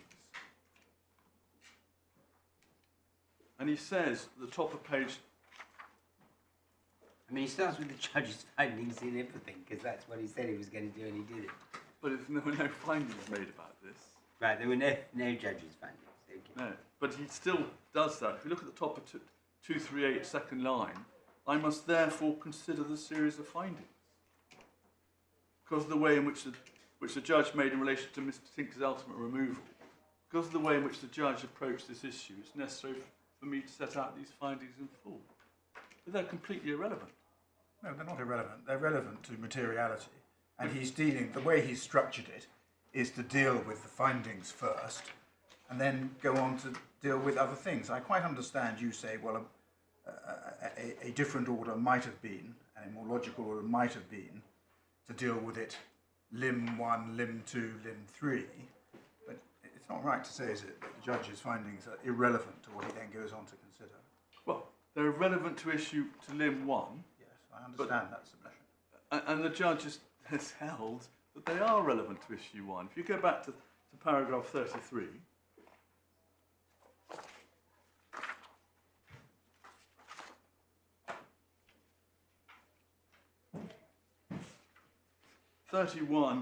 my learned friend says the inquiry should be limited to the new evidence, penultimate line of 31. 33, judge says, my function was to hear and evaluate the new evidence. It was not to hear and decide the same issues again, with the benefit of both the old and the new material. And then ask myself in the round whether the witnesses must have deceived the judge. And then at 34, line 3, I'm entitled to assume the judge decided the issues correctly. Now, the judge is telling us what he's done. It's not me sort of picking out passages and saying this is what he must have done. He's been absolutely clear that what he's done, and he's clear again in 221. So it's not just a question of other judges could have adopted the same order, a different order. But I thought your submission was that on this issue, issue 6, the Judge Russell hadn't made any He hasn't. So why? direct findings, I agree. and the passages that the judge, Mr. Justice Leech, cites at 342 don't suggest otherwise. So why do you say that in this instance he was relying on anything that Judge Russell had found to help him with that issue?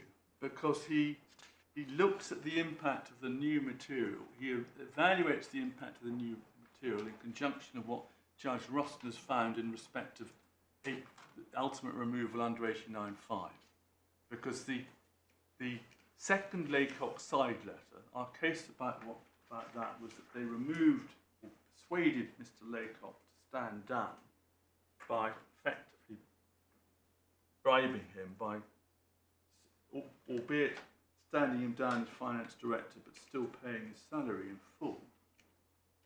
And our case was that this is relevant evidence to whether or not they exercised 89.5 for a proper purpose, because we say Mr. Laycock wouldn't have signed up to 89.5. And so what the judge is doing, he is allowing Judge Russell's findings about 89.5 to inform his analysis of the new evidence, which starts at paragraph 343.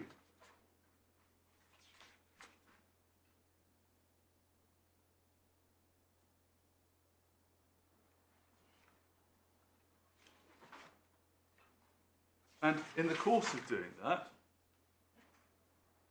particularly extreme example, have a look please at paragraph 354.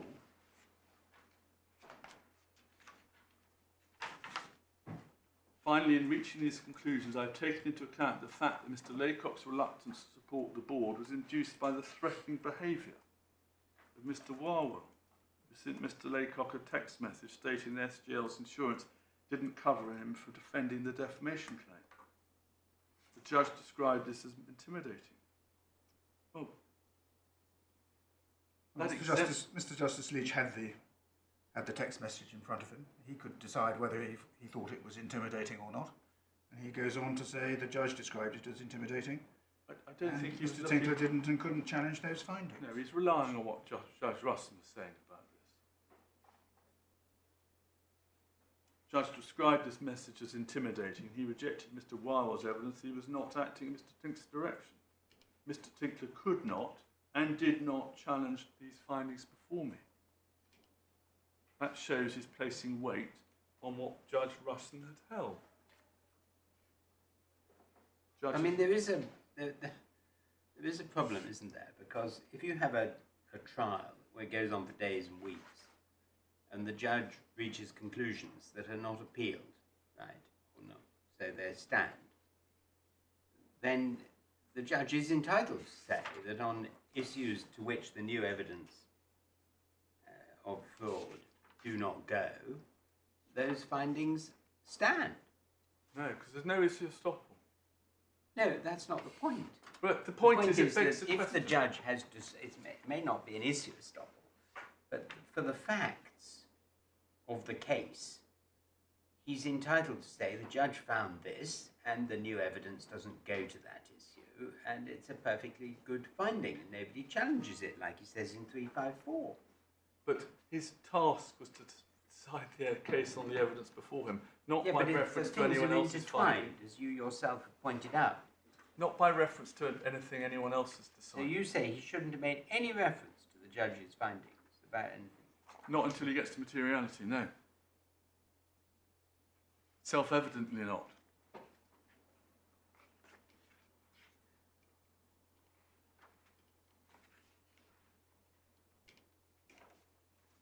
Can we go on to just two more examples? Can we go on to issue 14, please, which we start at page 433. Paragraph 433, page 286. I mean, it's jolly difficult not to make any reference to the judge's findings until you get to materiality, when you're trying to find whether there was a fraud perpetrated on a judge, isn't it? No, it's not. Forgive me, you start by saying, was there a plan? Let's look at all the evidence. You make your finding. If you find no plan, well, that's game over for Mr. Tinkler.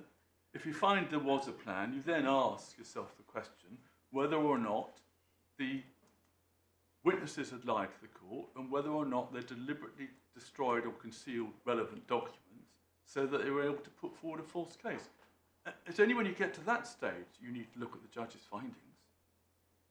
They only go to materiality, the judge's findings, nothing else. Well, I'm not sure that I would necessarily accept that. If your pleaded case is, beginning of the pleading, there was a plan, detail further on, these are the respects in which the witnesses gave false evidence. Although the judge did in fact bite off the first question, was it necessary in order to decide the pleaded allegations of falsity? Was what necessary to decide? I'm sorry. Deciding whether there was a plan. Yes. Our first, it's central to our case, as the judge realises. He says that in paragraph 220.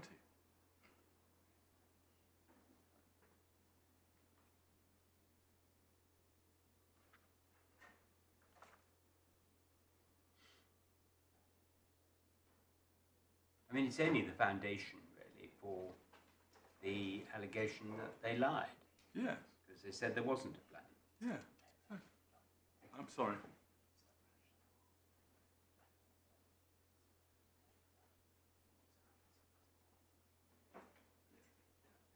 It explains why they lied. If there was a plan, it explains why they misled the judge first trial.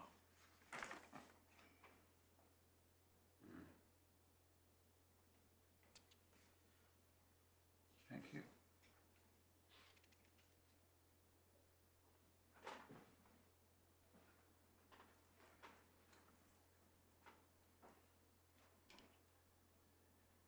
And if we can go on to issue 14, which is page 433, paragraph 433, page 286.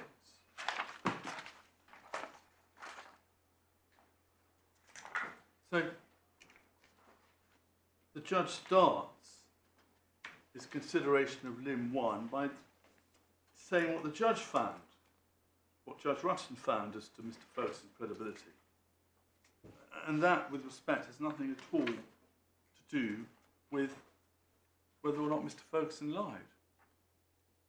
So, was it for which paragraph? Paragraph 433. Oh, sorry.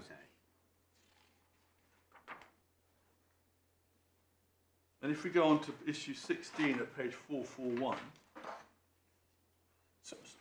Sorry, are you not going to take us to any detail? I mean, is this just a sort of layout point? Well, it's more than that. If his task is to ask whether Mr. Ferguson lied, his task is to look at the material before him and the evidence before him, not to place any weight at all on what Judge Ruston found about it. Otherwise, why is he saying, Judge Ruston said, I found you to be an honest and straightforward witness? It's irrelevant to the task this judge had to carry out. So at 436,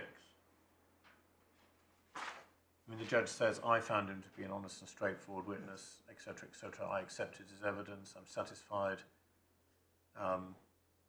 So he's giving his own impression of Mr. Ferguson's evidence there. But having held that it's not open to me to reopen the question of the board minutes, as you've seen from the consequentials. So he's doing it with one hand tied behind his back again. Well, the board minutes was not one of the allegations in which was pleaded allegations of falsity. It's relevant material that goes to the existence of the plan. It's relevant material that goes to the question whether they intended to use 89.5. But this is not about the plan. This is about the question of whether Mr. Ferguson gave false evidence, and it's not one of the pleaded examples of false evidence. But he's already made it clear when dealing with the prior issues that he's not factoring in, with one or two exceptions, he's not having any regard to the old documents. I think I've answered that. And if we go on to issue 16, paragraph 441,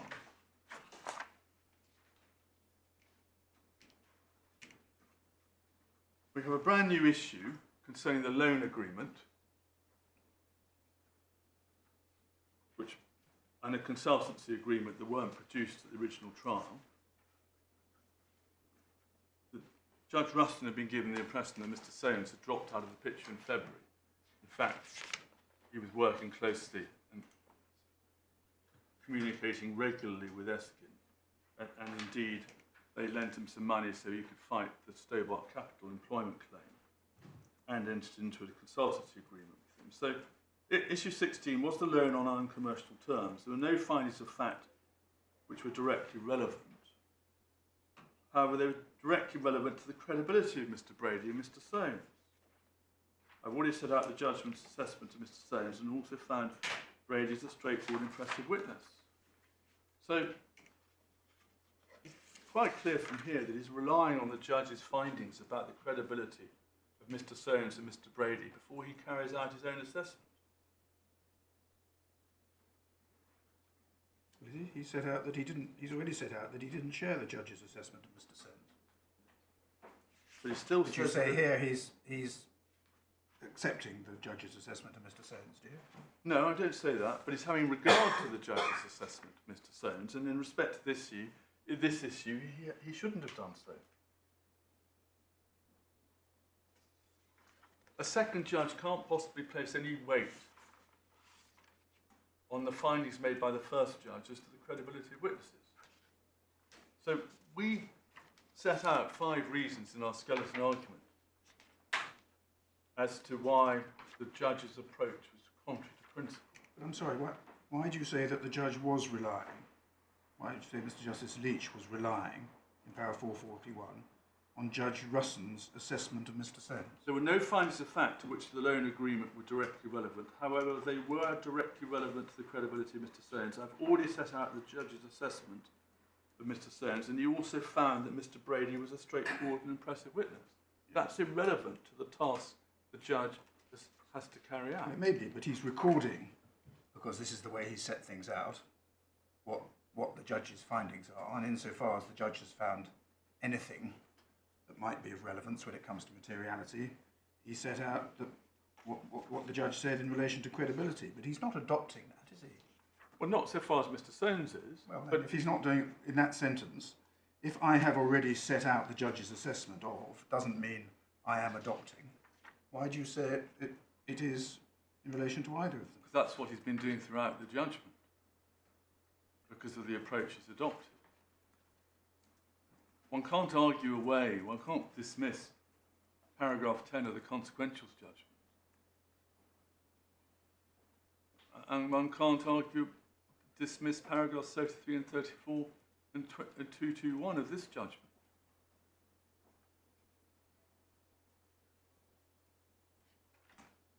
But it is odd. So you're saying throughout this judgment, throughout this analysis, he should, simply not have referred to the judge's findings at all?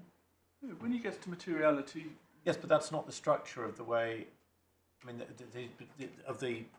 the way he's structured it, but it doesn't mean that he's, just because in a sense he's adopted the approach of setting out the judge's findings first, it doesn't mean that he's saying that he has to accept them. I mean, the analysis that he carries out later in relation to this section, this issue, I don't think, as far as just skimming through it, I don't think it but shows any indication that he was placing any weight upon what Judge Russin had said about Mr. Soames at all. Well, if you go back to 34, he says, I'm entitled to assume that the judge decided the issues correctly. We can recite 34 now. Hmm? We can recite 34. Yes, all right. The question is whether, in his analysis of this question, I don't immediately see that he says that he places any reliance on what Judge Russin had said about Mr. Soames, for example, at all.